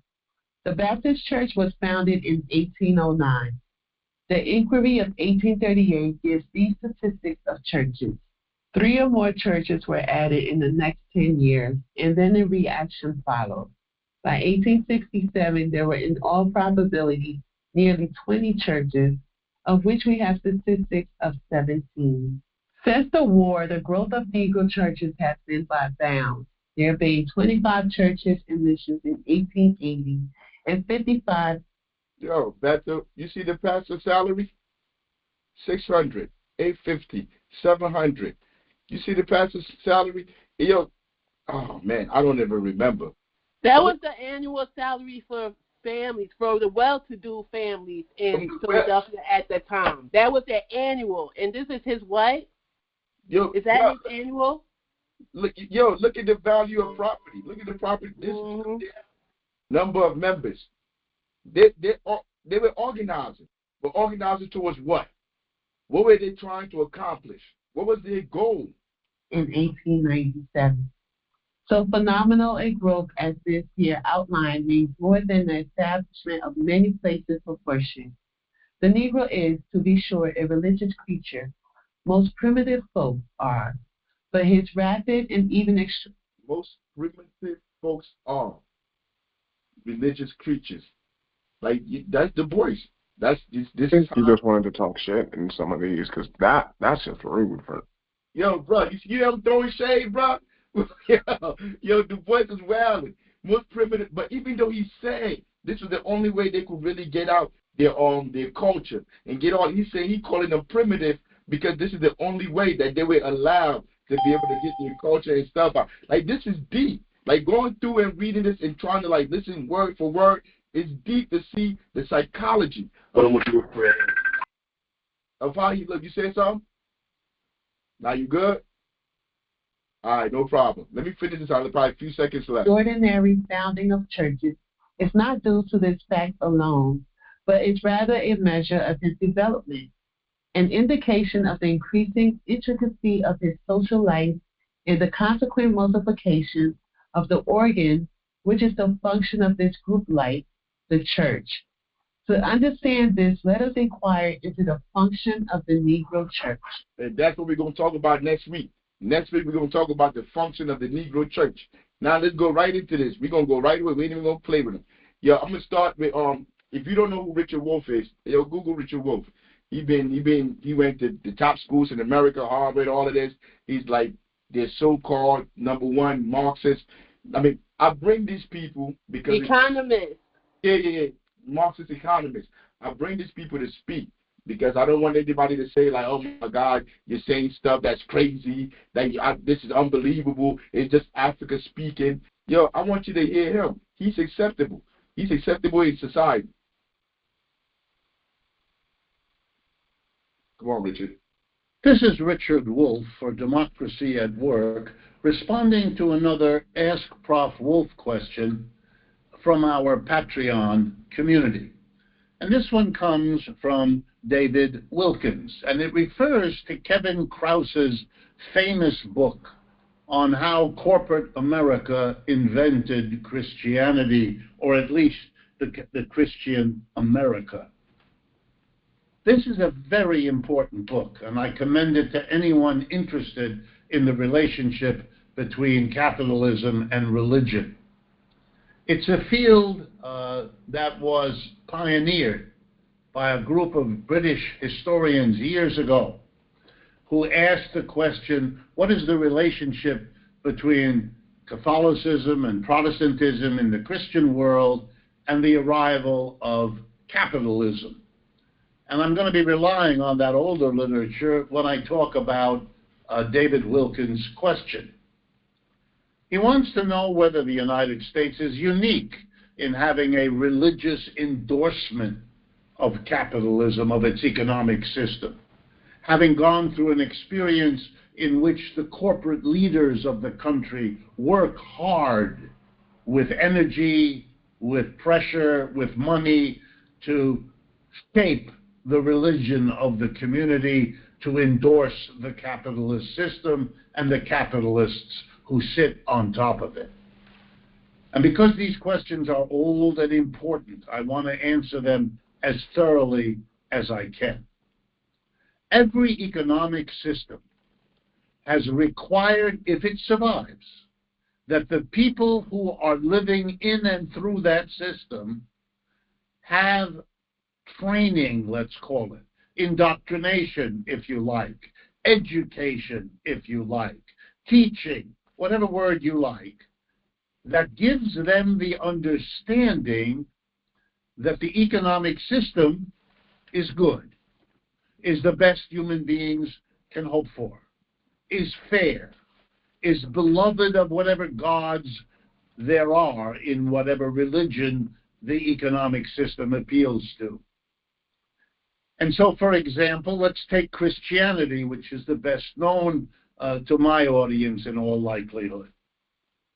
It begins as a religion, really, of the slaves, a religion of the poor. Many of the statements in the New Testament, for sure, are about that, and very clearly so. It's easier for a camel to get through the eye of a needle than it is for a rich man to get into heaven. That's from the Bible. The money changers were thrown out of the temple because they didn't belong there. That's not an endorsement, that's the opposite. And yet, within a few centuries of its beginning, Christianity became the official religion of the Roman Empire.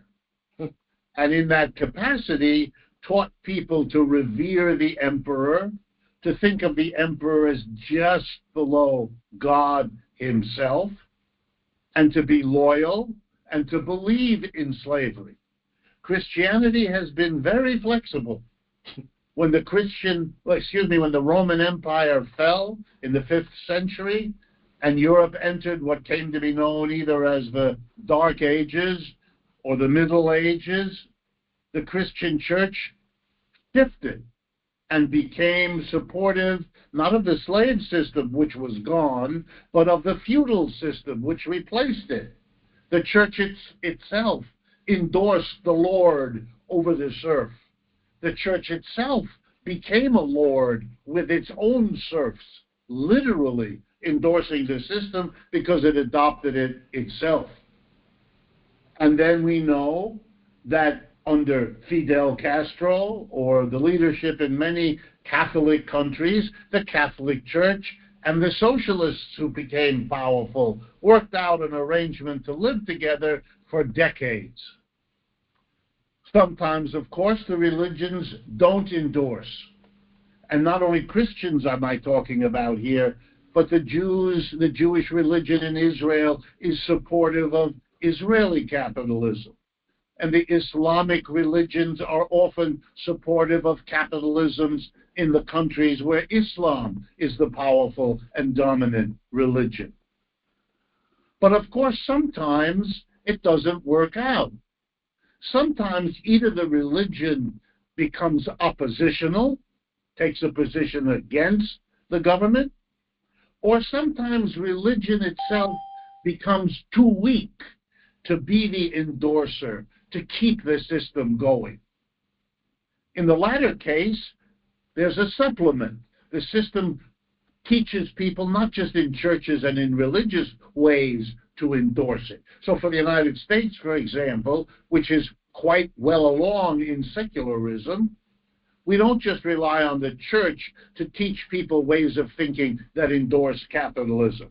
We have schools that do that. We have mass media that do that. Right there. That's where I wanted to stop it at. We have schools. We have mass media, education, indoctrination. All the stuff that we deal with from when we go to public school. From the earliest age, every politician, you hear them, early start. This we're going to bring early start. We're going to do this, we're going to do that. These schools are indoctrination factories. That's what the education system is. If you really want to boil it down, you want to be real we want to be real with ourselves. These schools outside our doors, our windows, these are not schools that are here to produce minds that are going to overtake the system that's already in place. See, African not saying that to you. I'm not saying that to you.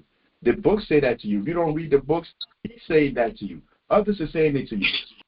And Chairman, go ahead. And it don't matter what school it is. It don't matter if it's a private school, it's a charter school, it's a black-owned school, it's a Black History Month school.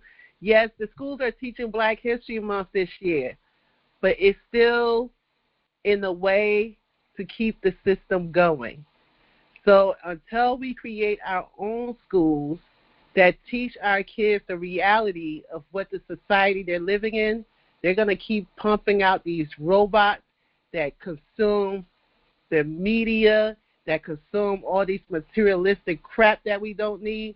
And we're going to continue to have the Obamas and the Pookies of the world until we start educating our own kids. All power to the people. That's institution building.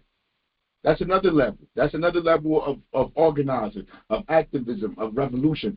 That's another one. You heard him say what did he call them?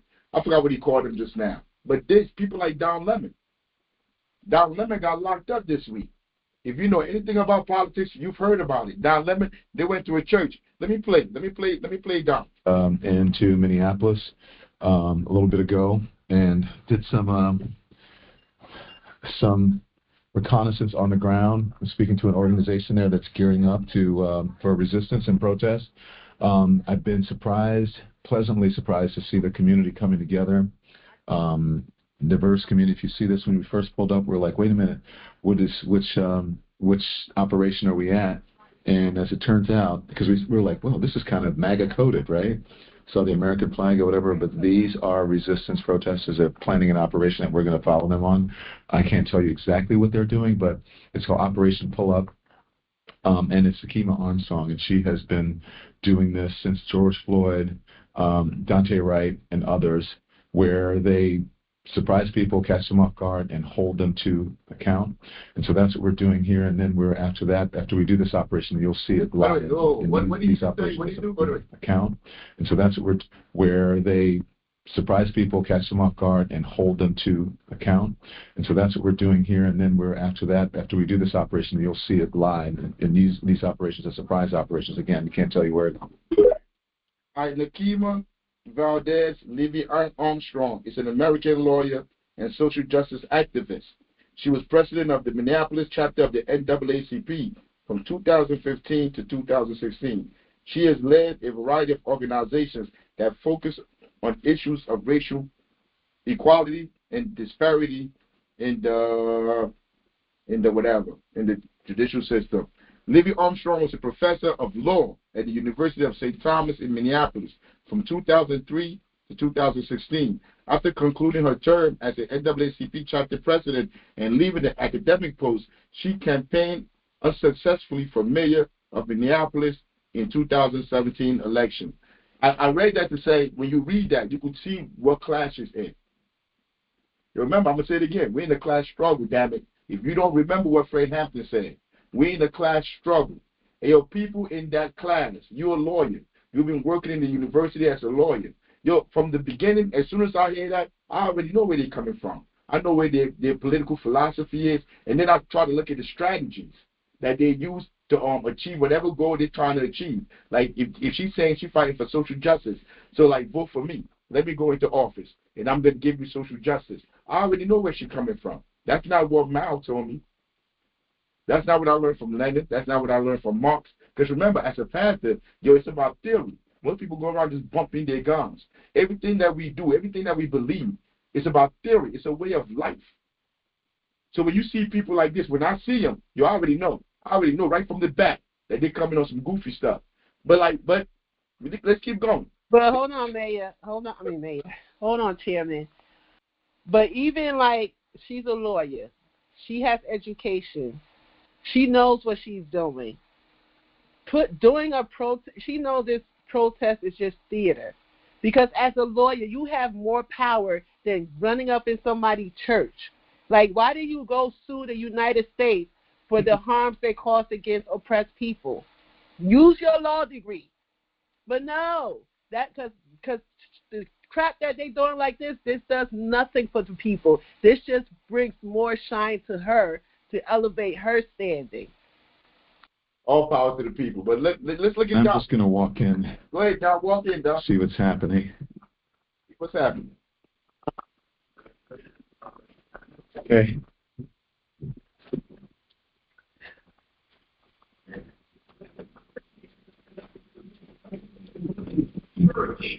So look, obviously the protesters that were going to go in there, they told Don we're going to go protest. He'll come cover it as a journalist. As a journalist, he could cover this. Like, come on, as a journalist, it is your job to cover this stuff. I mean, so like, nothing he's doing here is illegal. You're supposed to be able to cover this stuff. So Don went there to go cover it.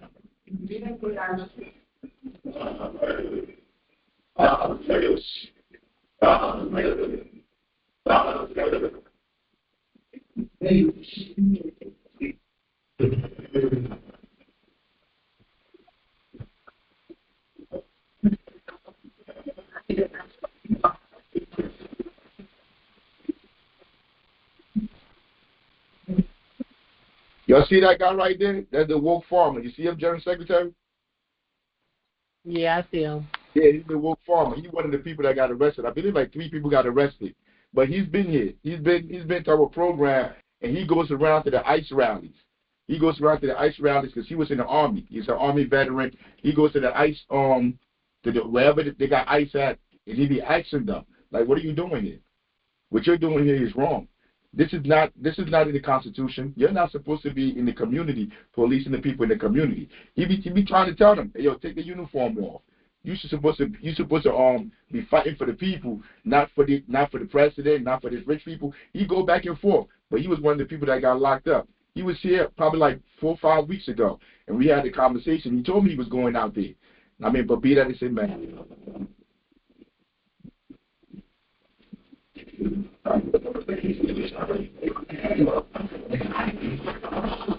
So you see what happened. Don went in there. He talked to the family. That's the hope of the world is Jesus Christ. I want to be very respectful. Please don't push me though. He's talking to him in there. He's saying the dude is pushing him in there. He's saying whatever the pastor, whatever he is, he's telling him like, yo, we're here for Jesus. This is the Church of Jesus Christ. Now the reason why Don and them is in there is because one of the I think the pastors, I got the video, I'm gonna show, it's gonna explain it better. But one of the pastors there works for ICE. Not just work for ICE, but he like one of the head dudes for ICE out there. And the people came to protest to say like, how you gonna be in church talking about God, but you out here kidnapping people, throwing them inside jails, concentration camps, ripping them away from their family. That's what the protesters were in there to say. They're going to do what they're talking about. My man right here with the bald head, he's the one that's leading the church. This is him with his ICE uniform on. But Chairman, 1 second. Here. He is also the director of the field office for ICE in St. Paul. So the protesters in Minnesota just found out that one of their head pastors of a church in Minnesota is ICE, and they just stormed the church. Protesters showed the lady I was talking about, the lawyer lady. Showed up and disrupted the entire sermon and called this pastor out for what he is. He is the head pastor. I'm not sure of the name of the church yet, but they are there right now. City. That's what they call themselves. City.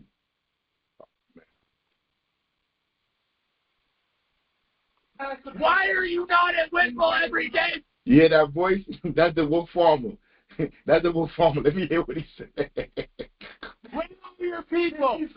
Why are you not at Whitwell every day fighting for the humanity, standing for our people? Where are you? You drink the talk. And that's what the wolf farmer does. He usually go in front of the ICE agents, go after the National Guard, and he's asking them, what are you doing here? Why are you not doing this? Why are you not doing that? Like I've known him for a little bit now, and I've seen him doing that. You got your jewelry. You have your nice clothes. This just goes to show you that you can't hide. You can hide your face, but you will be found out. And if you are going against your own fellow neighbors, like, what did you think was going to happen? Look at what you have caused in your church. Told y'all they were the Triple K, because this is exactly how the Triple K operated. What's up? I mean, I don't know if conflicted is a word, but I just don't. I feel like this protest was just, to me, it was just stupid. Because one, the ICE guy wasn't there, and two, if you're not going to go into every single church, don't do it, because the protest the church as an institution that promotes this imperialistic and maintain this capitalistic system. Don't go in there looking for an individual person. Like, the institution of church is the problem, not this one ICE pastor. You know what I'm saying? That's the problem I have with a protest like this, because she won't go into a black church. She won't go into Obama church. She won't go into her own church. You're trying to make sense of what a liberal does. There's no making sense in what they're doing. You already said it. She's looking to run for office. She's using this to get people to support her. Excuse me. Not one time did I hear them say they're using this to organize people. If you're tired about how the system works, if you don't believe in none of this, hey, yo, we're trying to organize to create a new system. We're trying to organize and then insert in whatever strategy, whatever aim shit. They're not doing that.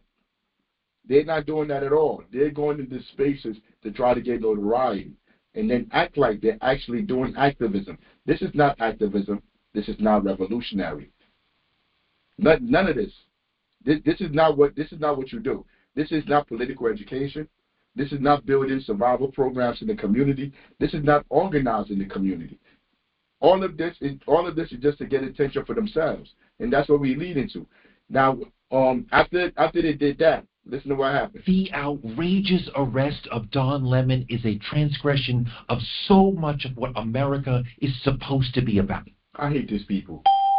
He's been around for a minute. He's been around for like 30, 40 years as a so-called journalist. Don Lemon been around, CNN, everything. Remember, they use these people to try to influence. He a hip-hop journalist. Yeah, a fake hip-hop journalist. I mean, been around for a minute.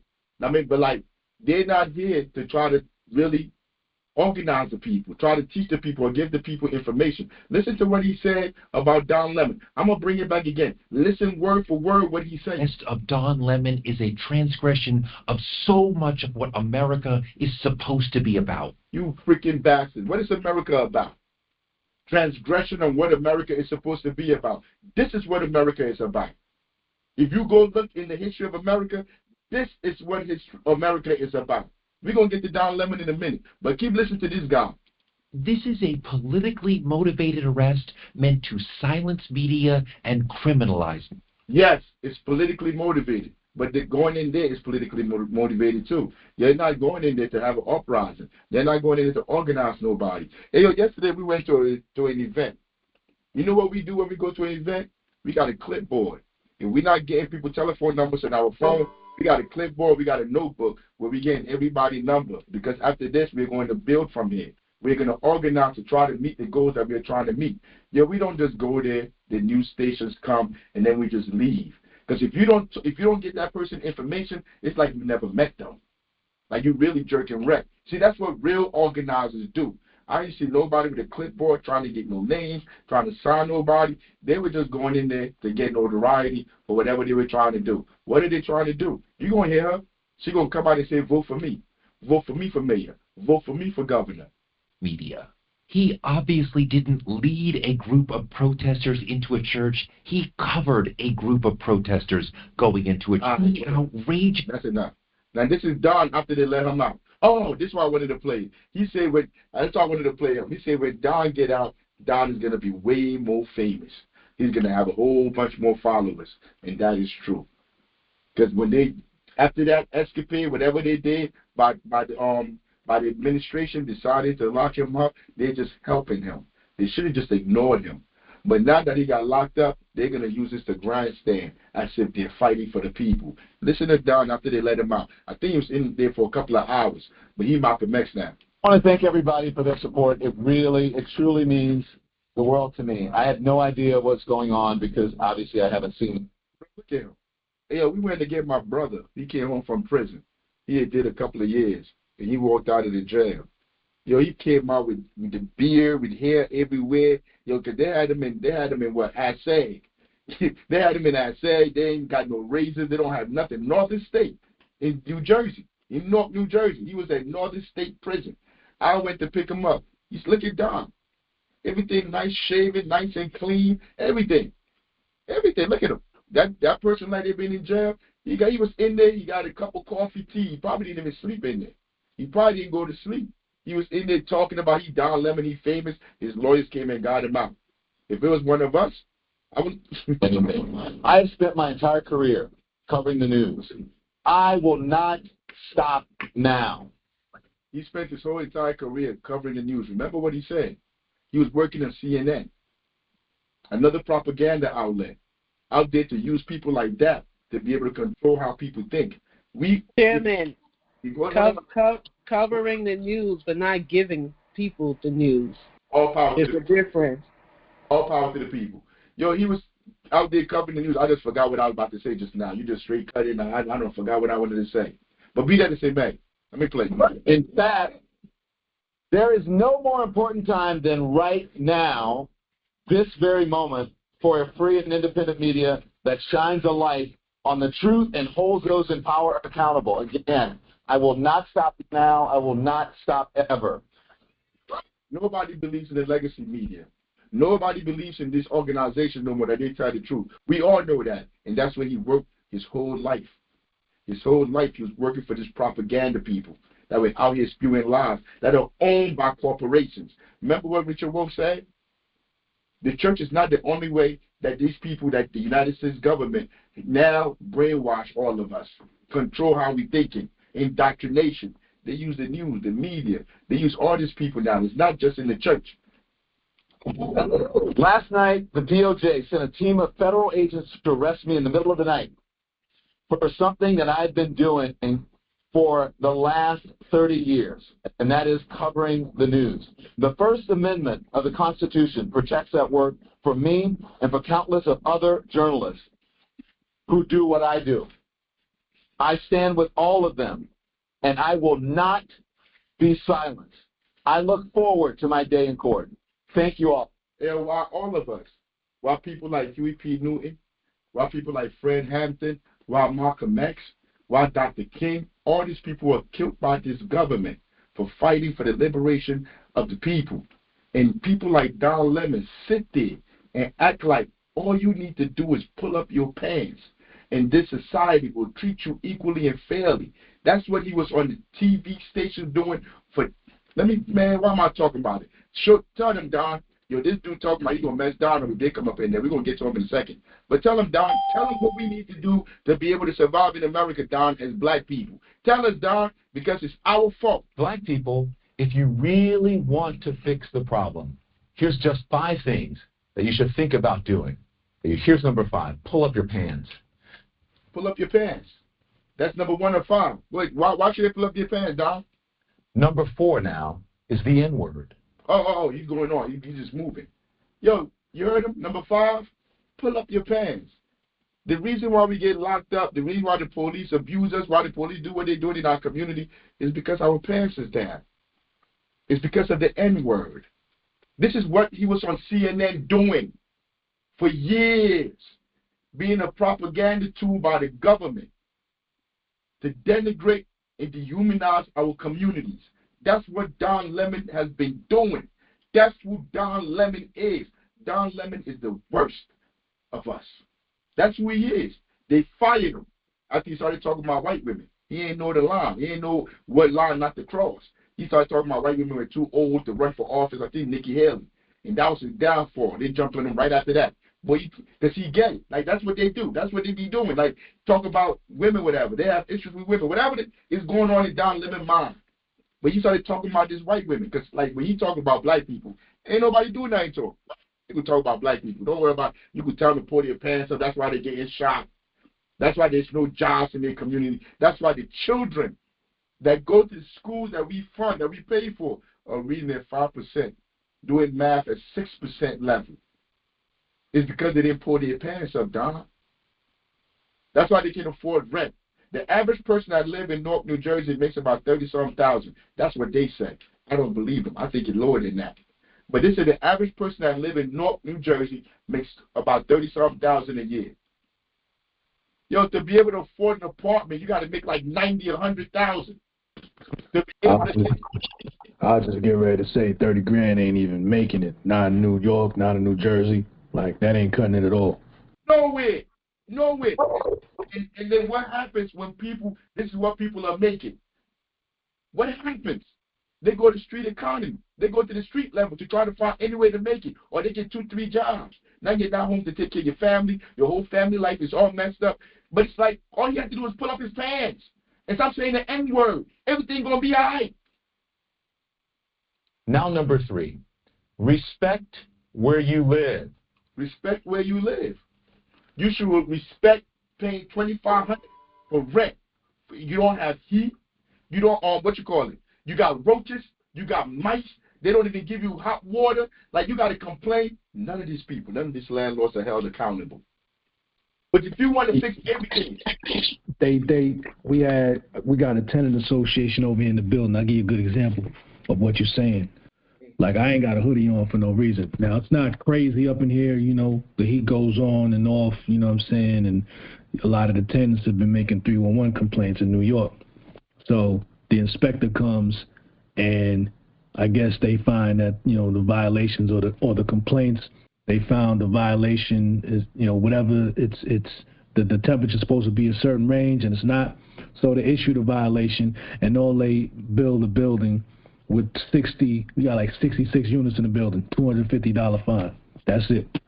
So they saving countless money on providing us heat, right? Sometimes the hot water be out, but not too often. But the heat is the main thing. They saving countless dollars on not providing adequate heat by paying a $250 fine that we probably just got the first one, or I should say they just got the first one in maybe like 2 months of complaining about the heat.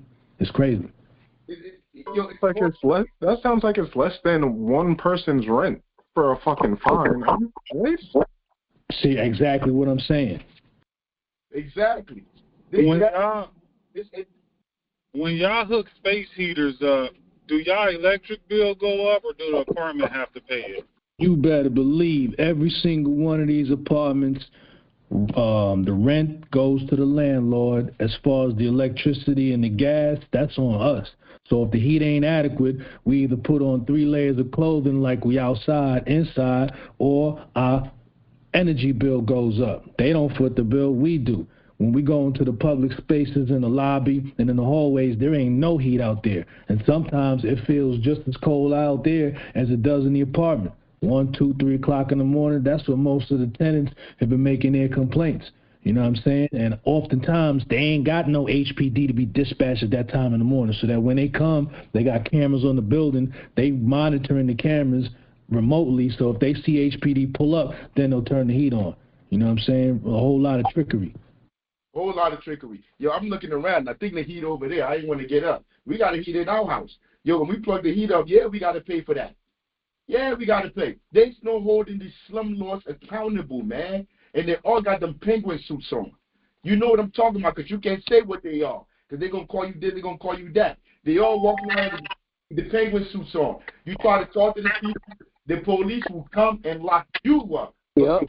You don't have no heat, no hot water. You got roaches, you got mice, you got everything. None of these people are held accountable.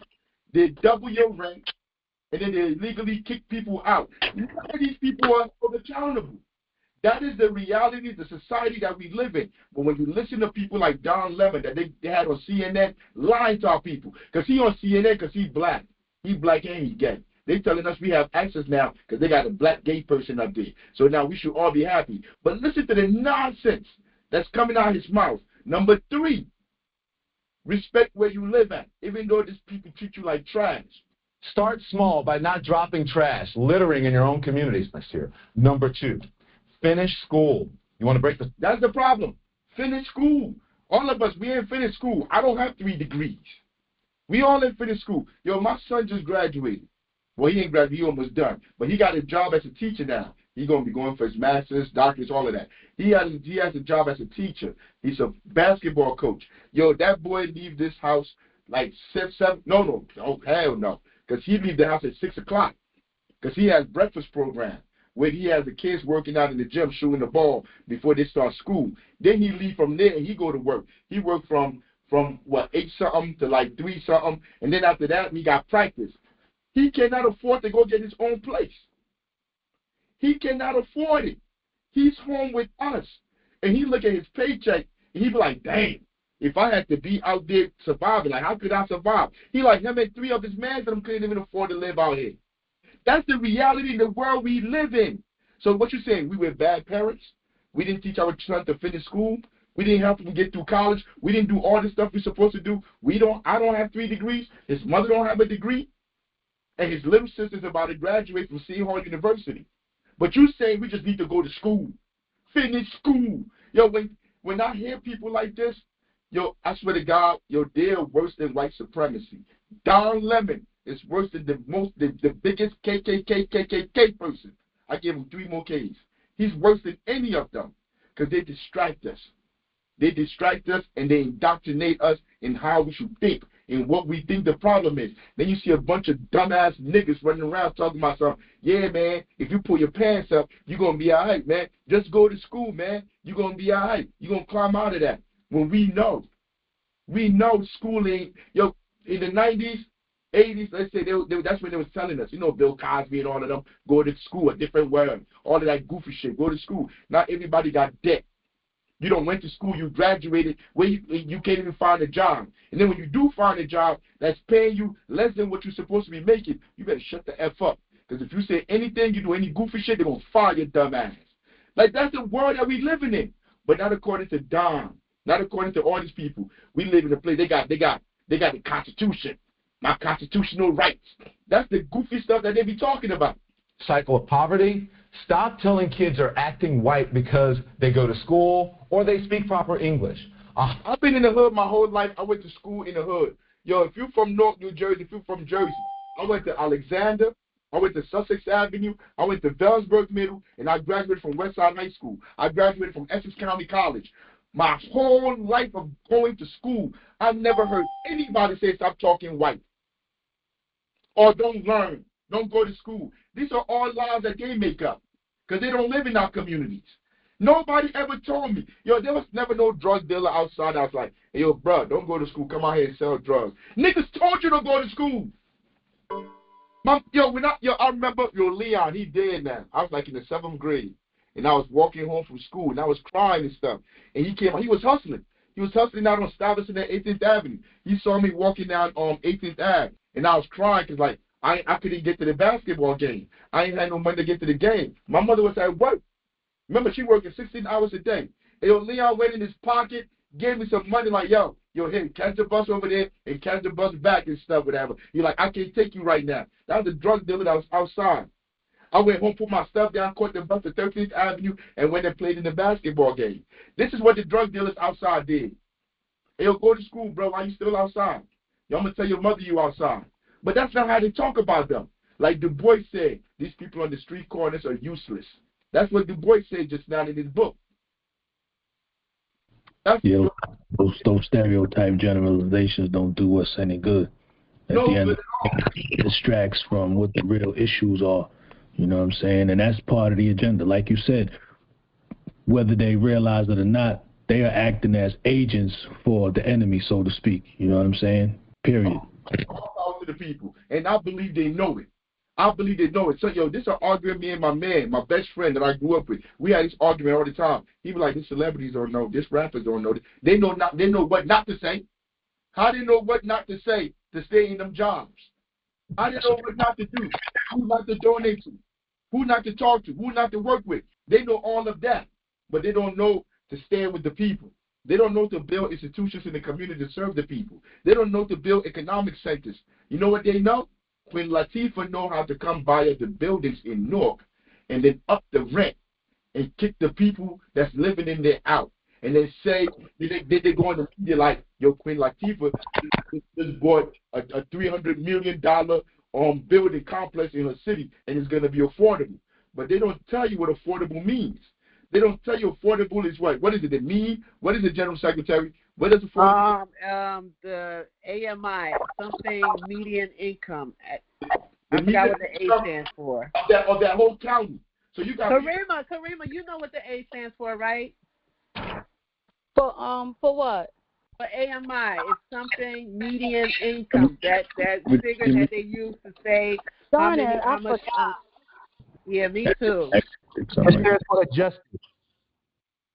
Oh, justice, yeah. Is it average? Medium income? Yeah, but that median income is not the median income for the 30 people that's making $30,000 in North. That median income includes people that's making the most in the county. The people that are like people making 500,000, $1 million. They put them with the people in the hood, so they may come up to the median income be like 80,000, 90,000, but the people in that community only making 30,000. So they can afford to go get an apartment in that building that Queen Latifah don't put in there, talking about something is for median income. And now she's the one coming in, putting the people out of that community. That's Miss UNITY? Yeah, Unity, huh? Yeah, huh? This is what Peace and blessings. Peace and blessings, peace and blessings. Just to give people an example of what we're talking about, right? New Jersey is one of the richest states in America. Essex County being a wealthy county in New Jersey, right? So when we look at areas like South Orange, when we look at areas like Maplewood, when we look at areas like Livingston, when we look at areas like Caldwell, right? These areas, their income is also included in our area median income. So even though these areas are wildly more performing economically, these are the areas that bring the median income up. So even though our area median income may be 20,000 or less, because you add those high earners up there, it brings it up to a $30,000 to $40,000 income. And and it doesn't reflect the actual income of the average person in the community in which they building up these crazy expensive establishments. Absolutely. Exactly. But now the question is, are these politicians so stupid that they don't know what they're doing? Is that the question? Or are these politicians part of the hustle, the scam? I mean, like, yo, I don't need to wait to know that answer. Hey, yo, Marx done told me. Mao don't told me not to trust his people. Fred Hampton done told me. It's a class struggle. All these niggas talking black. Just watch them. Just watch them. They're not trying to burn down what they're trying to buy tomorrow on Monday. I mean, just watch them. They just talk black. But there's nothing behind it. Let me finish. Chairman, hold on, Chairman. Go ahead. They have named our mayor, they have named Mayor Roz the most radical mayor in whatever list they want to put it on. And we have nothing but black and brown people on our city council. And the mayor and the council created legislation, I call it the slumlord ordinance, which allows these landlords to raise our rents up to 5% every year. So no matter whether you get a raise, whether your wages increase or not, if you are a resident in the city of Newark, the landlord will raise your rent every year up to 5%. My rent was raised last year, and I'm expecting another increase this year, but I'm still making the same amount of money I've been making for the past 5 years. That was the black and brown politicians. And I say that to say, because all you black first activists out there keep talking about we need to worry about black people, when there are black and brown people doing the same thing that you yelling about the white man doing. All power to the people. Let's finish our way down real quick. High school dropout makes on average $19,000 a year. A high school graduate makes $28,000 a year. You still can't afford nothing. Your high school graduate, 28. You still can't afford a place to stay in North. Can't afford nothing. I'm paying more than $1,600 a month just for a 1-bedroom apartment. Like a college graduate makes $51,000 a year. You hear that? $51,000 a year. You cannot, right now you got to fill out the application if you want housing in North. You fill out the application, the landlord, they look it over, and they be like, man, look, 51, you ain't going to be able to whatever. But you have to pay like $50 to fill it out. So now they keep your $50, and they wait to see somebody that make 80, 90. When they find somebody that make 80, 90, 100, then they're going to give them that apartment. But the whole time, everybody that's filling out for that apartment, you're not getting that apartment because you don't make what the landlord believes you need to make sure they get their money. So they're keeping that $50 that we all put in, and they're using that to supplement their income. I mean, they don't give you that $50 back if they're not going to give you that apartment. It don't work like that. All of this stuff is legal. All this scamming behavior is legal. And then you get this goof troop up here, and he's telling you, if you graduate college, you make $51,000. You can't even afford a place to stay. Go ahead, Don. Tell us some more. Over the course of a career, a college grad will make nearly $1 million more than a high school graduate. Where that $1 million going? Go ahead. That's crazy. No, but this is what he said. He's a journalist. He said, I'm a journalist. I've been doing this on my whole career. That's the most absurd thing I heard, and I don't even know how long. That's wild crazy. Dude, bro, Don Lemon remind me of my man Tom from the Boondocks. I think that's what his name was. Bro, I'm telling you, the stuff he's saying is wild. It's not even crazy. It's at the point where it's really insulting to talk to people like this. That's a lot of... Megabyte, your hand up, but jump in. Go ahead, Megabyte. All power to the people, folks. I want to say this issue, college specifically, I'm really concerned about any rhetoric pushing people towards college these days, especially. I went to college. I did drop out. I didn't finish, so I'm a little bit of an abnormal case with it. But I know so many people who did. Next to none of them work in their field. The few that do were all like computer science students going into programming. That's all getting wiped out. Like all of those jobs that these people paid over $50,000 to go get an education to learn how to do because they were promised that they'd have a good job afterwards, all of those jobs are getting wiped out, and all of those people are completely screwed that now have a whole profession that's disappearing.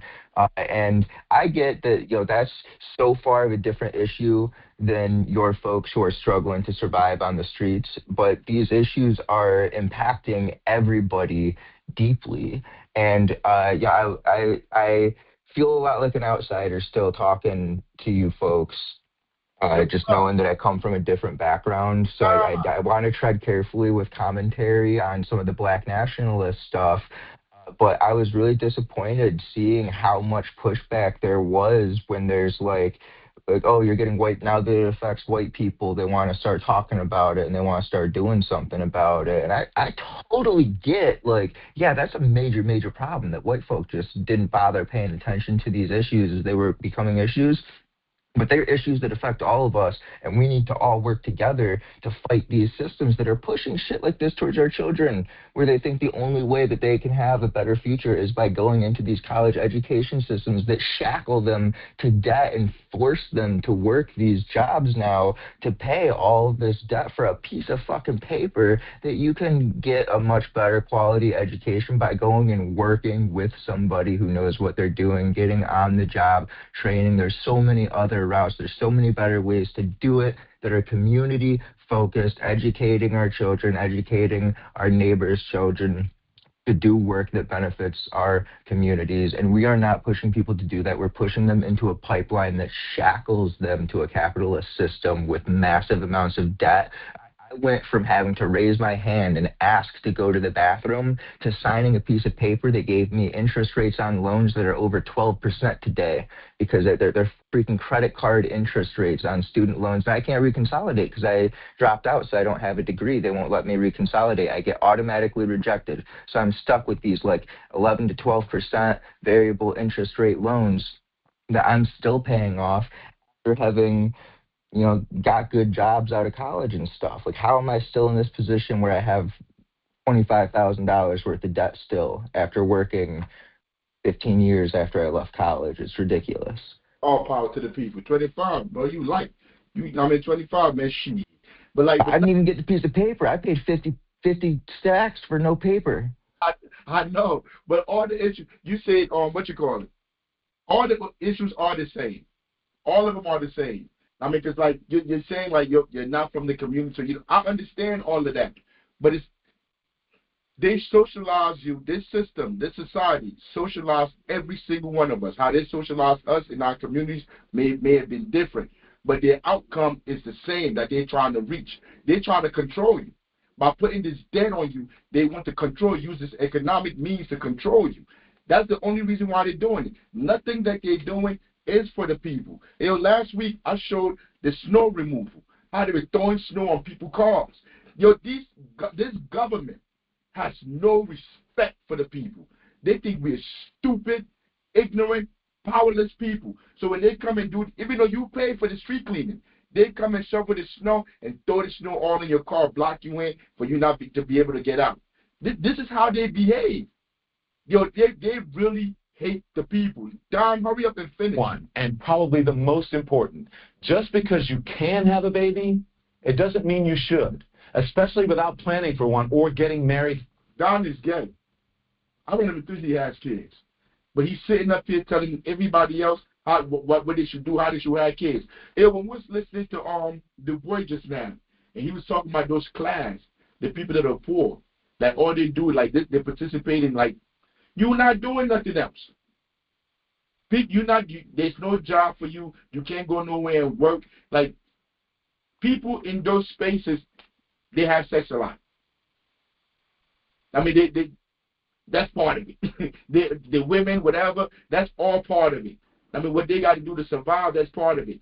It has nothing to do with your mobility in the society. You could be married, you could be whatever. There is something going on here way more powerful than the individual. And that's what he's pointing at. These people, every single one of them, in all these institutions, institutions of white supremacy, this is how they think. This is how they rationalize.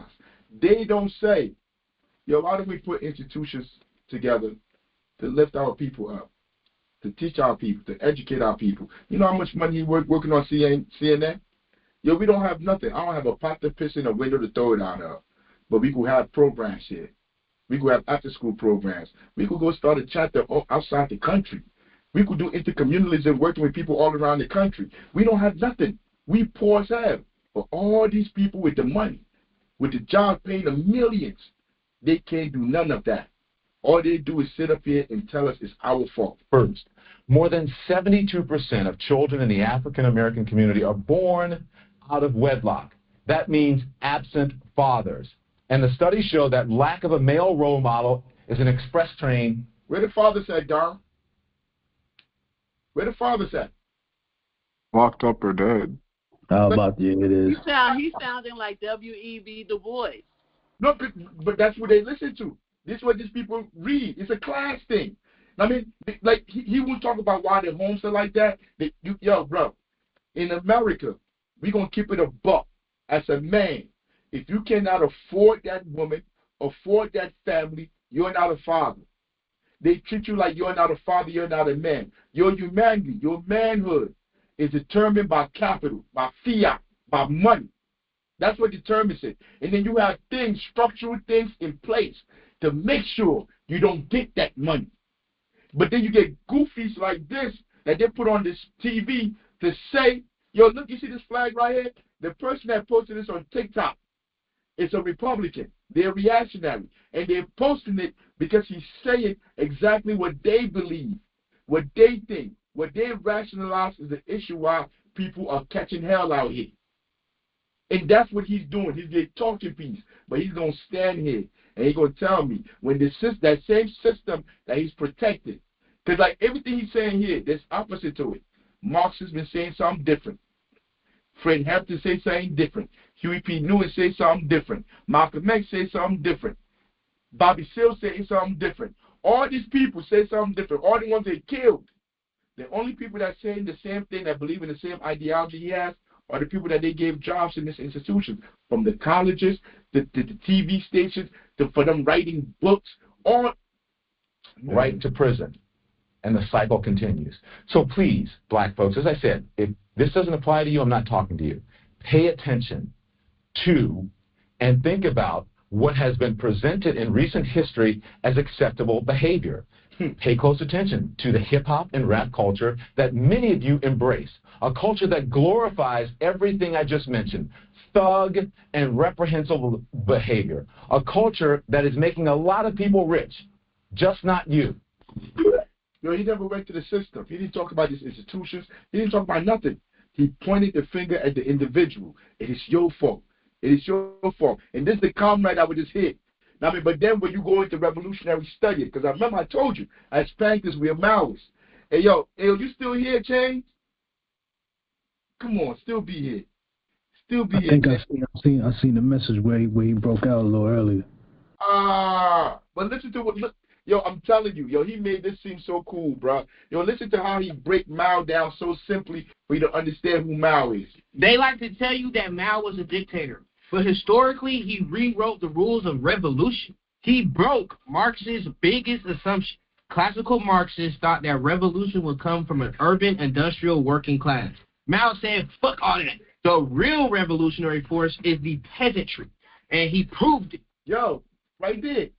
Right there. See, when you study, you learn this. Yo, Marx, they didn't believe you could go to the lumpen proletariat, the niggas on the block, the niggas outside. You could go organize them to do anything. And yo, Mao came along. Mao like, man, these Uncle Toms, you can't trust these Uncle Toms. You have to go to the farmers. The farmers that's on that farm that they're being exploited. You got to organize them. And he said, I'm going to use Marxism to do it. And that's what Mao brought to the revolution, that you can organize from the bottom up to take over everything. Don Lemon ain't talking like that. Don Lemon ain't saying that. Yo, listen to this brother, man. This dude is sharp.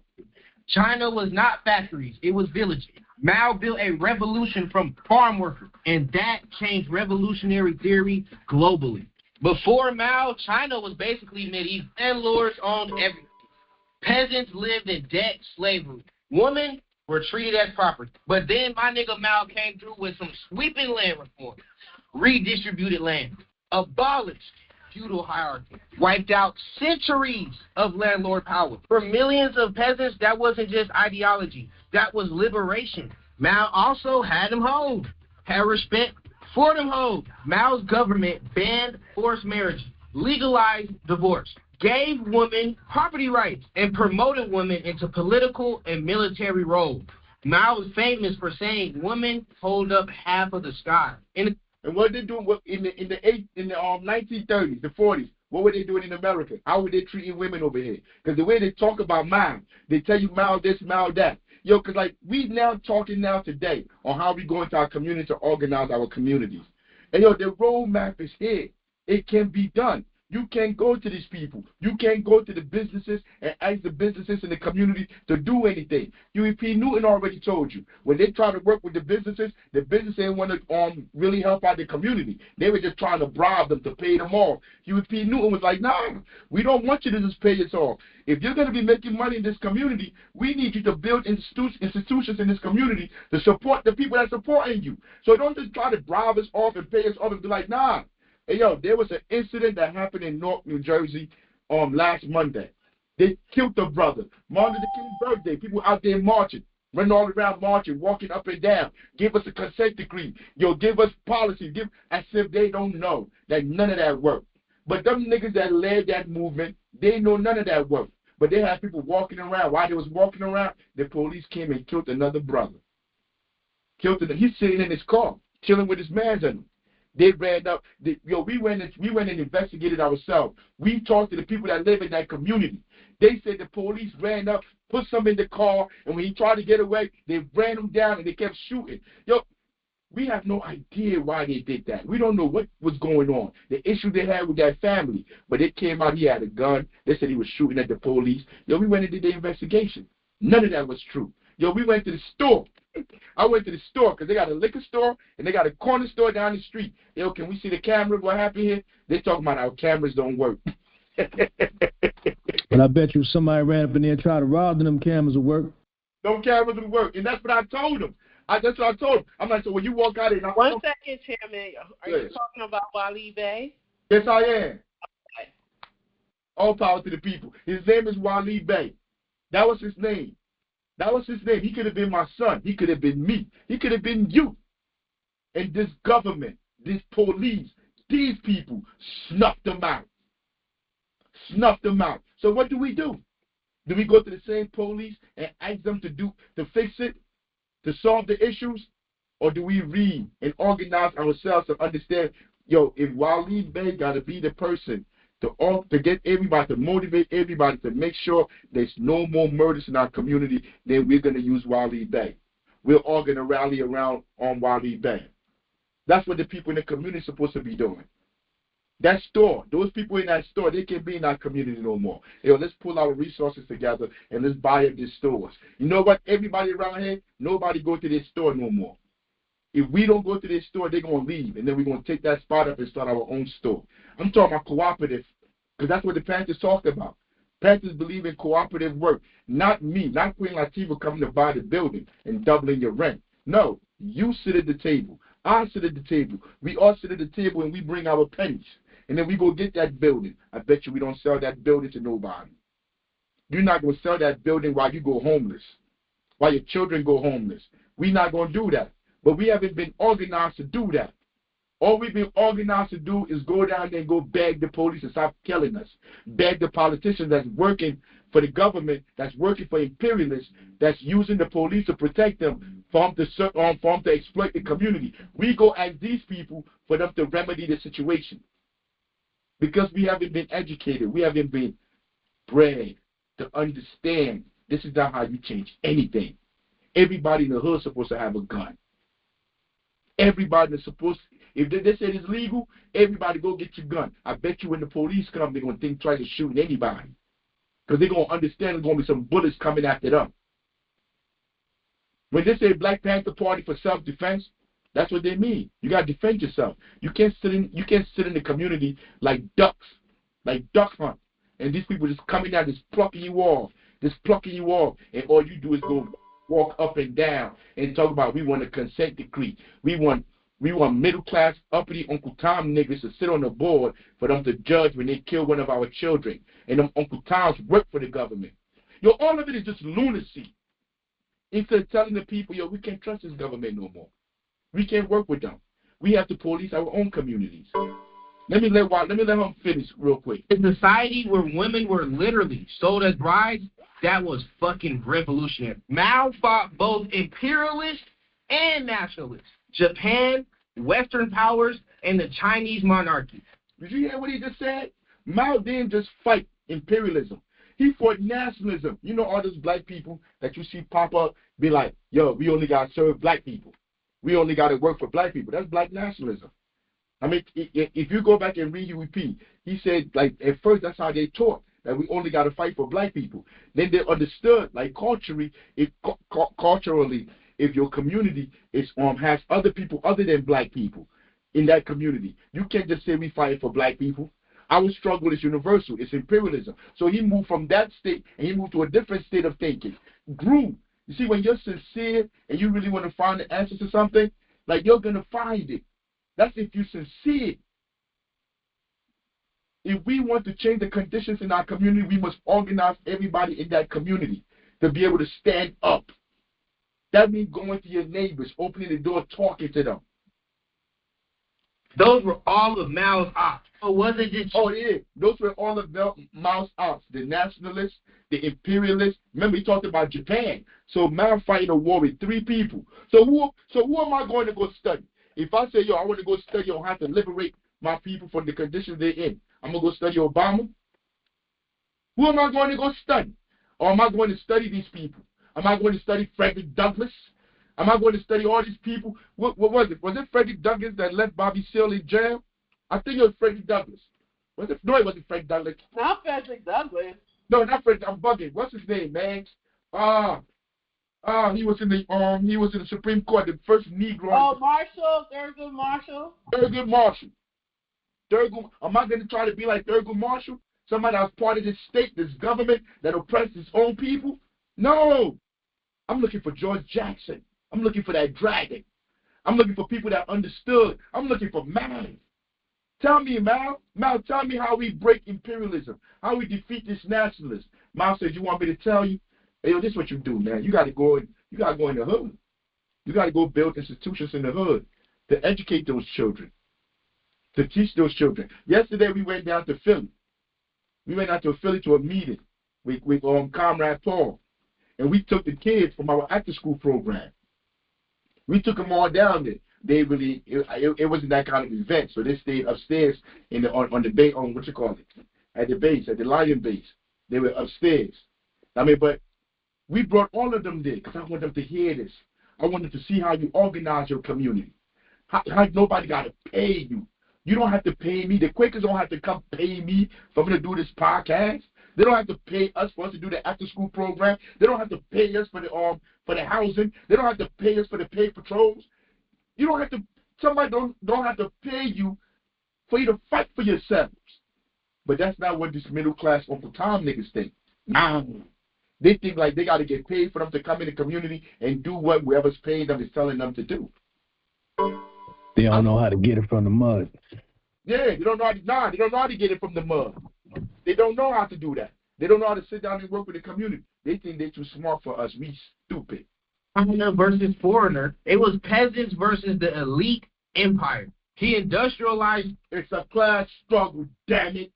It's the peasants against the elite. It's the poor niggas against these rich niggas. All of us that's barely able to survive, working all these jobs, doing Uber, doing Lyft. Now I'm selling your ass to be able to pay rent. It's all about economics. Yeah, it's all about economics. That's the foundation of the problem. It's economics. It's people. Yo, I know people that go sell blood, Joe. Like every 2 weeks, they go sell blood to be able to make it out here, to be able to survive out here, and they got a job. They got to go do all this extra work. We shouldn't be living like this. This is not normal. China in like 5 years. They went from horses to Jeep with 40 on wheels. He's the reason that North Korea is split in half right now because he didn't allow American dominance in East Asia. My nigga Mao was really like that. He wasn't perfect. The truth isn't Mao was just a hero, or Mao was pure evil. The truth is much scarier. Mao showed that history can be radically changed from below. And elites everywhere learned one lesson. Never let the people gain that power again. All power to the people. All power. My boy ain't finished. A lot of people want to get in. This is important right here. My boy ain't finished. I want you to hear this part right here. This is important. To social and revolutionary history, but just the... Wait, what you about to say? No, I said the brother cooking. Indeed, let him cook. Boy, cooking, man. Put that season on there. Don't know where to start. Here's a simple guide. First things first, don't treat theory like competition. These books are dense. They are not meant to be rushed or skimmed through. Read slowly. Take notes. Pause. Reflect. Feeling confused is a part of the process, not failure. I personally recommend starting with these books. The Communist Manifesto, written by Karl Marx and... Now look, before you go on, what he was just talking about, it's not going to be easy. Because you got to remember, they're writing from a different time. So you got to try to get used to what they're saying, how they're writing, the words that they're using. But you're no dummy. You're going to figure it out. You got to battle through it. I read these books. I had to battle through. I had to struggle. Even when I'm reading Du Bois, I had to understand, the words he was using. I got to go look it up. You got to take notes, go look it up. But learning this stuff is so important because your eyes become open now. It's like a whole new universe opens up to you. The things you used to find entertaining, the things you used to celebrate, you won't celebrate them no more. You look at people like, how can they still do this? I used to be sports. I used to be a sports fiend. Man, the Jets, the Nets, the Mets. Think about all that losing. Think about all that losing with the goddamn Mets and Jets my whole life. And then on Monday, I had to go to school. People make fun of me. I had to deal with all that stuff. And then I come home. I come sit down and watch these bumps again. And then they'll go 1-15. But what? What did I waste all that energy on that for? But after you read these books, your eyes is open. You understand why they had you listen to hip-hop all day, had you watching sports. This song never goes out my mind, because I remember when this came out, this when I used to be rhyming. I sit alone in my four-corner room staring at hammers, ready to go bananas. I remember I used to be sitting there broke as hell, like, where I'm going to get money from? Where I'm going to get money from? And in my mind, it's like, man, go get that tool and go do what you got to do. It's something that come with that. But imagine if I was reading this. Imagine if I was going through school in the 4th, 5th, 6th, 7th, 8th grade, I'm being introduced to all of this, understanding the society that I'm a part of. So when we say we have survival programs, we have after-school programs. That's what we're teaching the kids in the after-school programs. These are our survival programs. That's what organizing is. It's not running up in the church. You run up in the church, try to get notoriety. That's not what this is. Organizing is working with people on the grass level. Nobody sees you. Nobody sees us in the gym every day. Nobody see the work we put in, helping them read, helping them do their homework. Don't nobody see that shit? But it's not for nobody. If you want to build a revolution, these are the steps Mao said you got to take. You got to go inside those fields. You got to go inside them ghettos, them hoods. The mother say I got to go to work at 6 in the morning. I can't take him to school on time. He be late. I got you. We going to take him. I can't pick him up from school. I get up. We going to pick him up. I need help with this after school that I do. We going to do that. He don't play no activities. We going to do that. How much that cost? Nothing. It's free. We going to pick him up every day, and we going to feed him. This is what you call organizing. That's what you call strategically organizing towards liberation. Because you got to build the minds that are going to be able to do what you're trying to get them to do. Niggas is compromised right now. Even if a nigga want to do good, they're so used to doing wrong. You motherfuckers can just flip like that. I didn't flip like that. Everything I'm saying now, I had to lay down in prison for 5 years. Reading and watching all this stuff. That's when everything started making sense to me. Everything started, I started putting the blocks together. Like, oh shit. Then when I put them blocks together and I learned all of this, I don't give a fuck what nobody say. They cannot change how I think because I know. And whatever they say, I can contradict it Because I know. Go ahead, finish cooking, bro. Frederick Engels. It's simple, it's short, and it's a good political overview. Wage, Labor, and Capital by Karl Marx. This is where you will begin your understanding of exploitation. State and Revolution by Vladimir Lenin explains how power and state actually work. Reform or Revolution by Rosa Luxemburg. Rosa Luxemburg was so lit that the Germans had to kill her. And Wretched of the Earth by Frantz Fanon. It explains colonialism. When you read Wretched of the Earth, he going to tell you, Frantz Fanon going to tell you, there can be only one. Remember that movie, Highlander, when they used to cut off the head, and they be like, there can be only one? Yo, Frantz Fanon tell you, it's either the rich or the poor. You can't have both. Only one of them can survive. I mean, so when people talk about reform, yo, I'm going to go run for office. Maybe if I ran for office, I'm going to be able to do this. No, it don't work that way. It's either their government or our government. And it's easy to walk with their government. Build your own. You don't have to you don't have to go to the city hall to threaten nobody. You start to organize in the community. And once the people start to see when they come to you, they're going to get the help they need. They're not going to City Hall no more. And City Hall will crumble and die. Their schools, all of that will crumble and die. Because we in the hood right now. It's all black and Spanish people in the hood. If we can together pull our money together and build our own schools, that's where we're sending our children. We're not sending our children to their schools. And their institutions will die. But you know what they're going to do when we do that? They're going to come with their guns. They're going to come with their spies. All these people will come. And that's when we have self-defense.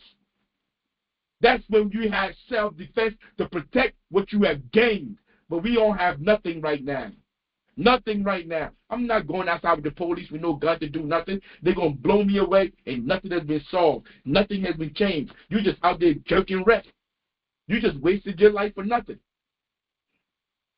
I mean, all of this, that's what reading all these books, learning all this stuff, that's why it's so important. So you don't allow people to have you out here like a stunt dummy. You go up in that church, now you got to go to court. They talking about if you done broke some law, and the dumb heifer up there, she has a law degree.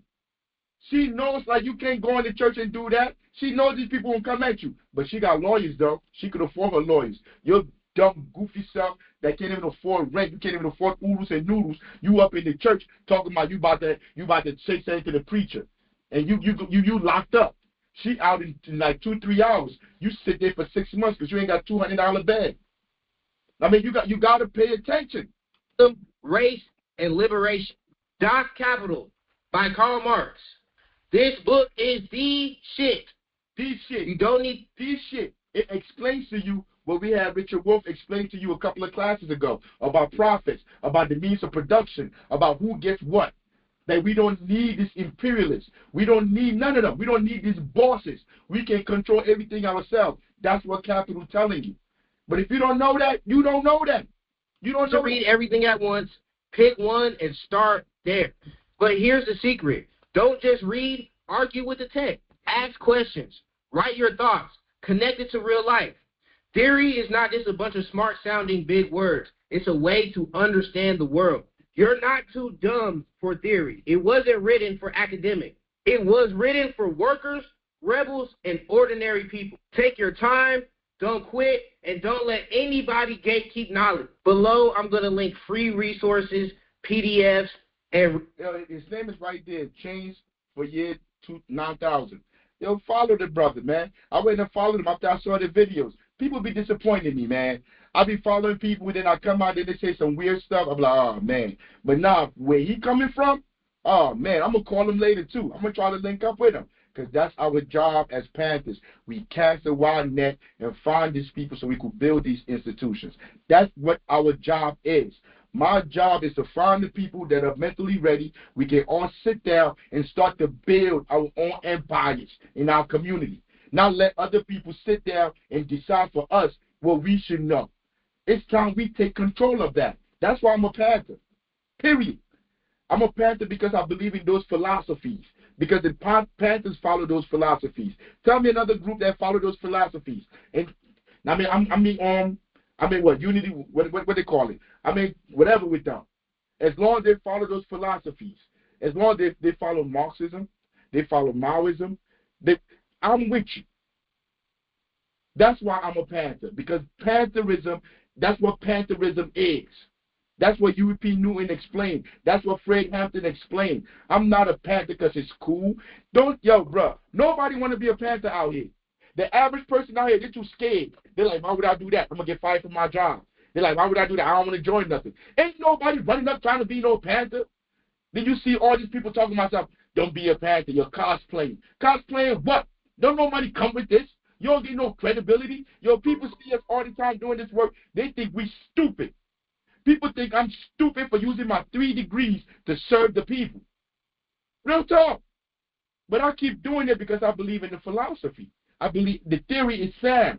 And our problem is we've never had nobody. There has never been a sustained group of people that put these theories to practice and then held on to it. They didn't get bored off. They didn't go get a job in the university. They didn't go become a mayor. We never held on to the strategy of revolution. And that's what we must do. And to the day that I die, if my duty is to try to create that space, because the world is always gonna push people to look for different solutions. We have to create that for them to be able to come and be like, oh, they are here. This is where I'm supposed to be at. But if we don't create it, people are never gonna come over here. So the first people that create it, you're going to have to take your lumps. You're going to have to take your lumps and bruises. People going to cross you left and right. Right here. We went to this event.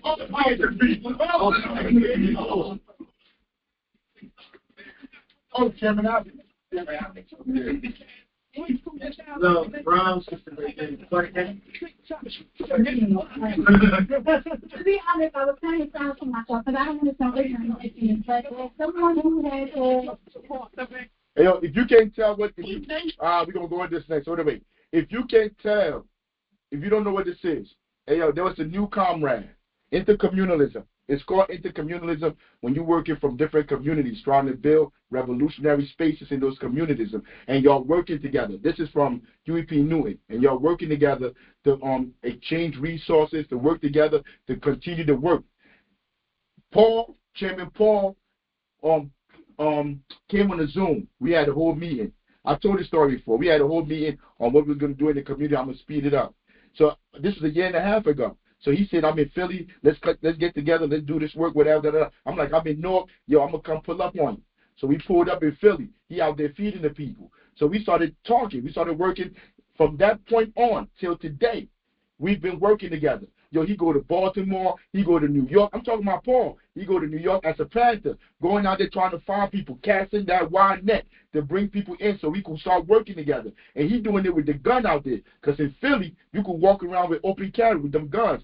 In North, I got a felony. Some people got felonies, so you can't have a gun. And you got to be it's not open carry. What they call it? Conceal. Yeah. They call it conceal. You can conceal carry. But I tell anybody, you want a gun, go get it. You see, but when I grew up, it was taboo to tell people to go get guns, to go get a gun. The media, the black politicians, all of them made guns seem like a bad thing. I mean, I had to unlearn all of that. But Paul, the original Panthers that co-signed them, turned their back on him because everything got hot. He said, I'm going to blow a hole in one of these ICE agents. And everything got hot. They got pressure on them, so they turned their back on him. Even the Panthers wasn't ready for the smoke. Yeah, even the Panthers I knew turned their back on him. So he called this event. The original Panthers were supposed to be there answering questions from the people. Paul stood up there. It started at 12. I got there like 1 something. He wasn't done till like 4 something. So he stood up there for 4 hours taking questions from everybody in that room. What politician you know that do that? That can do that? There's no police in there. The only people that was in there was the people. And everybody was in there asking questions. I was so proud to see it. It was so many people in there. They had people, like 100 people outside. Yeah, that was a powerful event. Powerful event. Powerful event. And you telling me the Black Panther elders that's supposed to understand Maoism, Leninism, all of this, you telling me they're so, like, they turned their back on him? I made a post. I was like, getting rid of Paul was like drafting Sam Bowie instead of Michael Jordan. Yeah. Sorry, I know what you're talking about, but then that's real. I'm watching Paul, bro. He's doing everything he told me a year and a half ago he was going to do. He said he's going to police the community. He was policing the community when ICE pulled up. Somebody brought the camera, and he gave him a little sound bite, and that shit went all around the world. But that doesn't mean he ain't been working. I met him a year and a half ago. He said he's been a Panther since 2020. I went back and I read. He doing rallies with George Floyd. He out there doing all of that. But, like, people don't know that. They don't see it. Don't nobody see us in the gym working with the kids, feeding them, tying their sneakers, wiping their nose, working with them every single day for free. Don't nobody see that. But as soon as the little camera comes and you get a little notoriety, all these people are coming to kick your back in. And the people that are supposed to be supporting you, they turn their back on you. That's the reality. That's the world we live in. And if you want to change that, you got to come together and organize to change that. Man, I'm telling you, this was one of the most powerful things I've ever seen in my life. Yo, at one point, let me tell you this hot shit. Let me tell you how, I don't know if anybody peeped it in there. At one point, Paul took a loaded gun and he handed it to a white boy. Oh, yeah. No question. he handed that gun to that white boy. You know what this goofy motherfucker did? He almost shot up the whole motherfucking shit. He told him point the gun down. This motherfucker pointed the gun down. He was told point it down. But everybody in the crowd. Yeah. Word. Everybody scared to death. But he gave him the gun, a white boy that he never met before. What politician do you know that would sit up there and hand a loaded gun to the people? I'll blow your fucking head away. You fuck around and give me a gun. Obama, you fuck around and give me a gun, man. Look, man, I don't know, man. But he gave that gun to him, never met him before, to show the trust he had, the trust and the love he had in the people. That's what I got. That's what I got from that. Brother, he's the truth without a question. And then he told the people right before that, on the food that we got here, all this food is donated by the people. Somebody asked him about getting grants. He like, grants from who? He like, everything we do is provided by the people. You know who told him that? Hugh P. Newton, Bobby Seale. If you take care of the people, they will take care of you. So the space that was in, that's from the people. The food is from the people. The food he give away. Everything he do. You need your gun. You need a gun license. You need shit expunged. Call me. The people are going to pay for it. Because the people are thirsty for a real revolution. The people are thirsty for the real ones. All they get is fake pranksters, these fake celebrities, these fake politicians. I mean, and I told Paul, bro, I told him in front of all them people, I'm standing with him. I'm standing with him to the end until he do anything that's counter-revolutionary. And then we're going to talk about it. But right now, nothing Paul has done has been counter-revolutionary. I don't even think I would have had the guts to hand somebody that gun. Real talk. Yeah, I was thinking to myself the same thing. Like, okay, nah, this that brother, he definitely different. Because I ain't got that type of shit. I mean, not no perfect stranger. Not a total stranger. Word up, man. And this is what we're supposed to do. This is what we do in our communities. I'm about to go to Wally Bay, real quick story. The General Secretary is going to talk about it. Because, look, we cannot allow this lynching to go unanswered. We cannot ignore this. And everybody that's here, wherever you're at in your community, whatever's going on in your community, I implore you to call me ahead of time. And you could do this. This is the People's Program. This is the People's Program. You call me ahead of time, whatever how you're going to do it, you could do this on Sunday. You could talk. Tell us what's going on in your community. Tell us how to help in your community. Now, what show you going to go to? What podcast? They're going to be like, come take over the podcast. They usually don't let the people speak. The people can't say nothing. They just tell us what they want to tell us. And we're just supposed to be sitting there like, yeah, word up, you smart as hell, son. Then they got every 5 and 10 minutes. You know what I mean? Everything is all about the money. Oh, shit. I ain't even bring up no money. I ain't say to send me no subs. No, nothing. We don't do subs. I don't have none of that. I'm not, if you want to join the organization, if you want to help with what we're doing, you know how to help. People know how to help. If you really want to help, you go ask. We'll let you know. But this is not about getting money from you, trying to take anything from you.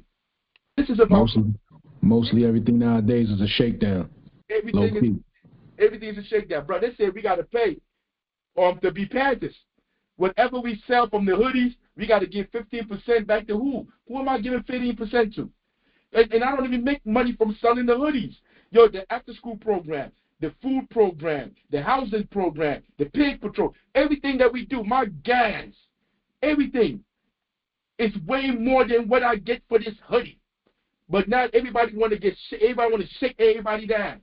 So to be a Panther, you got to give me this. What you been doing for me to give you anything?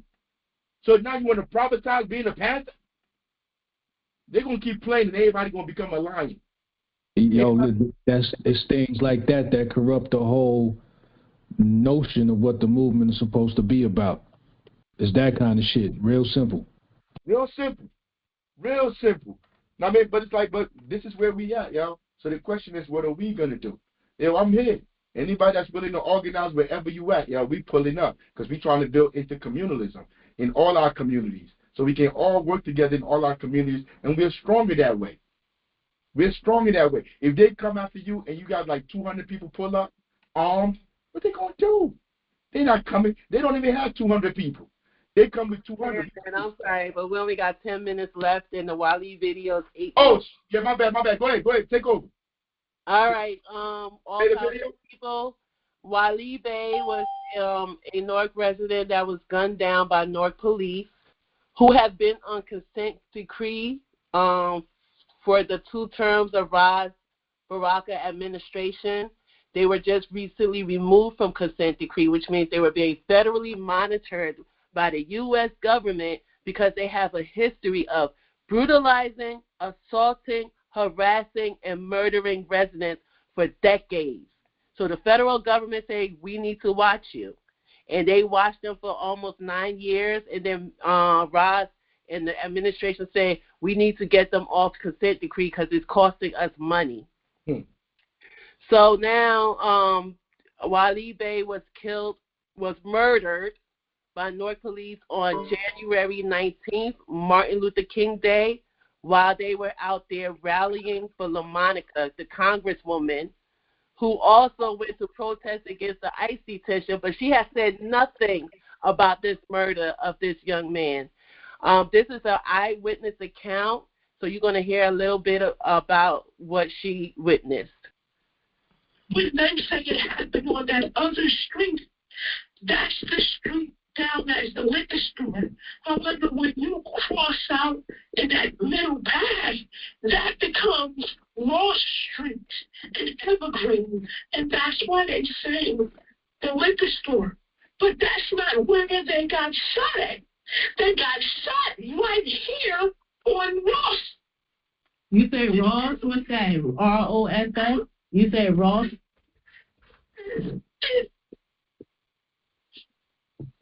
They didn't get shot down that street. They got shot right here on the corner of Ross and Evergreen Avenue. Wow. I hope my voice get better because I'm struggling. But you don't have to strain. I can hear you. Okay, so where the balloons are, where y'all have the balloons at? Yeah, we was on on the corner of the liquor store. That's where it happened? This is the thing. Exactly where y'all was standing at, it happened across the street the other way. Not at the liquor store. It happened across the street, and that's what I was saying. Oh. If you look, it's a house on Ross that happened from that long house on the corner. And if you, when the police shot them, it was like they crashed into the park. Got it. And they crashed with a gray car that's out there right now. The whole hood is messed up with a gray car. The person that owns that gray car leaving that corner house, they Spanish. Now, that gray car smashed into the truck that was behind it and went back into the truck behind it. These people are Spanish and Mexicans, unmixed, but they're Spanish and Mexicans. So the police start filing tape and everything on. People start coming up now. People are speaking up now.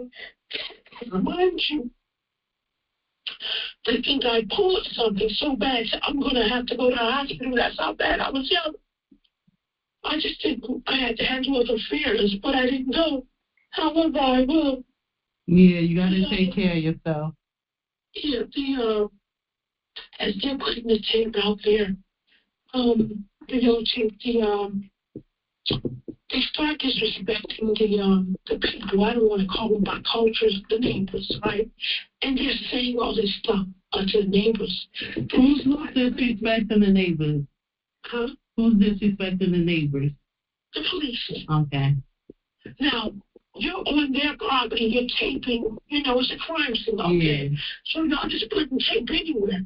You don't even know what. You just putting tape anywhere. But I find it interesting that they moved a few of them instantly. They wasn't even worried about the people that the police shot. They was more worried about the police that shot them and getting them off the scene to the hospital. You were worried about their mental health and the people they done shot and killed here. What kind of stuff was on? They were trying to get to move them immediately. And then was telling them, y'all better pull out your cameras. This could be your family. Y'all better pull out your cameras and get their stations. Pull out your cameras. Okay, you had no girl. She was with a camera. She was on it. That's how people too. Okay? She was with the cameras, but when your mind is tense or upset, you don't process things well. Yeah. When you're calm, you can take over the world. Mm-hmm. When you're not calm and you're emotional, like we all were, you won't process things. You won't get what you're supposed to have. Yeah. You're not able to, General Secretary, how much time we got? You're muted. We got like 10 more minutes. Okay. So things of that nature, because things happen with humans. Yeah. I mean, it's amazing that you're able to even retell what you're retelling right now. So I really appreciate that. So yeah, you should continue. So it's a few of us out there filming, a handful of us out there filming, and mind you, a few of them know them, and personally, and even a family member, right? And so I'm like, oh wow. Now, this is what makes this interesting. These police are familiar with this area. I've seen this police several times before. They're not nice people. They're very rude and disrespectful. Very rude and disrespectful. Very. Okay? And these police knew exactly what they were doing. They know that these cameras don't work around here. On each of these houses, since I've been around here, I'm looking to this block. I do this work myself. And even I found out that the cameras is not working on a lot of these properties. Even when it comes to this building, it's not that the camera's not working, the camera's working, but you can't rewind it back. It's only going as it's going at that time. Now, make that make sense. Why wouldn't you be able to rewind the camera back? Of course, the liquor store don't have the camera on the outside no more. They've been took it down, right? Because, again, that's the business. They don't want that type of exposure to themselves. Okay, but there's been other crimes that I even had to report. There's no cameras, and there's been many crimes since I've been around here. And you have the same thing that I've seen over and over again. They go and say, everybody go down this block, yada, yada. Looks like they have a camera, yada, yada, yada, yada, yada. The thing that makes this interesting is that it's apart from everything else. These police frequent this area. This was not just premeditated murder. They knew exactly where to shoot them, where it wouldn't be any audio or video as they thought, besides maybe hearsay of a human being. 1 second, everybody. Hey, General Secretary, are we close on getting any video from that incident? She went dark on me. You went dark? Yeah. So I was just saying in the chat, if anybody, can reach out to make her feel comfortable and safe, because, she's traumatized and scared. But I don't think she'll be reaching, because she did call from a anonymous number, so there's no way we can contact her. All power to the people. Well, can you guys hear me? Yes, we can. Hello, everyone. Well, she lives in my building. Hopefully, I'll be able to figure out what apartment she lives in, and hopefully, I'll be able to comfort her without scaring her and stuff. I'll try to check on her. Yes, it's the start of the clock. How you doing, Star? Looking for justice, but we here. I'm okay. Hopefully, we get better. You related to the family? I'm not related, but this is my brother, so yes, I'm related. I feel you. My condolences, yo. But anything that the family needs, because we don't go in front of the family, and we don't do stuff that the family hasn't approved us to do. So what the family needs from us, we're always here, but we let them lead. We're not supposed to go using the family name, trying to get notoriety, trying to get famous. We don't do none of that. You got to serve the family. So if you speak to anybody in the family, or if anybody in the family's here, wherever they need us to be at, as long as they give us at least a day, 2 days to prepare, we can always pull up. We here to serve the family for free. And I said it at one of their rallies. If they need security, it is our duty to provide that security to them. So if you speak to anybody in the family and they want to get in touch with us, please let them know, yo. But how you been holding? I would definitely let them know. Also, I did add you to this group chat that I created, where we're gonna be providing facts and information and everything, sum it up or whatever. But I added you, and in there maybe hopefully you will be able to let them know also and stuff. But overall, we just seeking for justice, trying to go about everything the correct way, because we also know that there was that incident with Carl Dorsey also, and he didn't get any justice. His body cam haven't been released either. So we just, we just trying to work together, come together as a community, because what that officer did, that was murder. So we need justice. And I already know. I walked up in the police station. I'm like, yo, bring the camera out right now. I walked up in the police station we want to see what's going on. But they doing all that talking. Quickly, Chairman, I also want to point out a few things. If you guys can see on the bottom of the pic, there's a news article where it says officer who fatally shot North man ranked near top of department in use of force. So again, these cops, they keep their jobs. They even get promoted because they're not held accountable. The person in charge of the police department, the chief head, is Mayor Raj Baraka. And one of his henchmen, his goon right there, Lamont Vaughn, the one with the arrow, he works for the mayor. This is what we call manufactured opposition or consent. Maybe I think it's manufactured. They act like they're there for the people when they're not. And if you look at the next picture, you can see the mayor's statement, which he's basically saying it's always unfortunate when a police officer has to pull his weapon. But he says nothing of the fact that shouldn't have happened in the first place. Where's the body? There's no statements about when the body cam footage is going to be released. The picture on the left is the officer, Nasheed Reynolds. That's the murderer. And he's on from what I was just told in the chat, he's on paid vacation. So these people are not, the mayor's not held accountable. His henchmen that he sent to calm the people down so they don't go out and storm that police station and grab that officer up. He sends his goons like Lamont Vaughn to act like he's there helping the people. Stay away from people like that. They're going to try to keep your voices silent. And that's all I have to say about this, but we got to go. So we out, CEO. Join. We out, CEO. We got to go, CEO. But anyway, thank you all for coming. We're here every Sunday at 12 p.m. Go ahead, Chairman, close it out.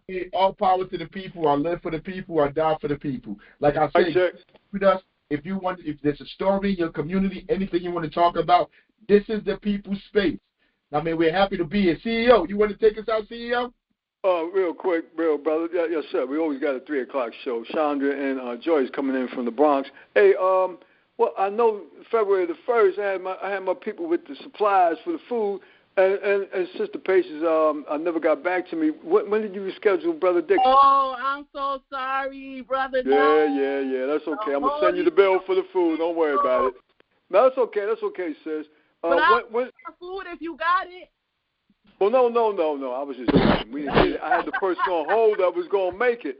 But what I'm saying is, when did you reschedule Brother Dixon so I could put it in the calendar? He's not being rescheduled. I have to fill you in. Brother Dixon pulled his support from us. Oh, wow. Okay. Yeah, I have to catch you up. Hey, hold up. If she said us, the us mean because we're working with Paul. He pulled his support from Paul. And since he pulled his support from Paul, we rocking with Paul. So we not, okay. we rocking with Paul. I mean, but yeah. So till next week, all power to the people. All power to the people, brother. All power to the people, yo. Oh, General Secretary, you know you got to come.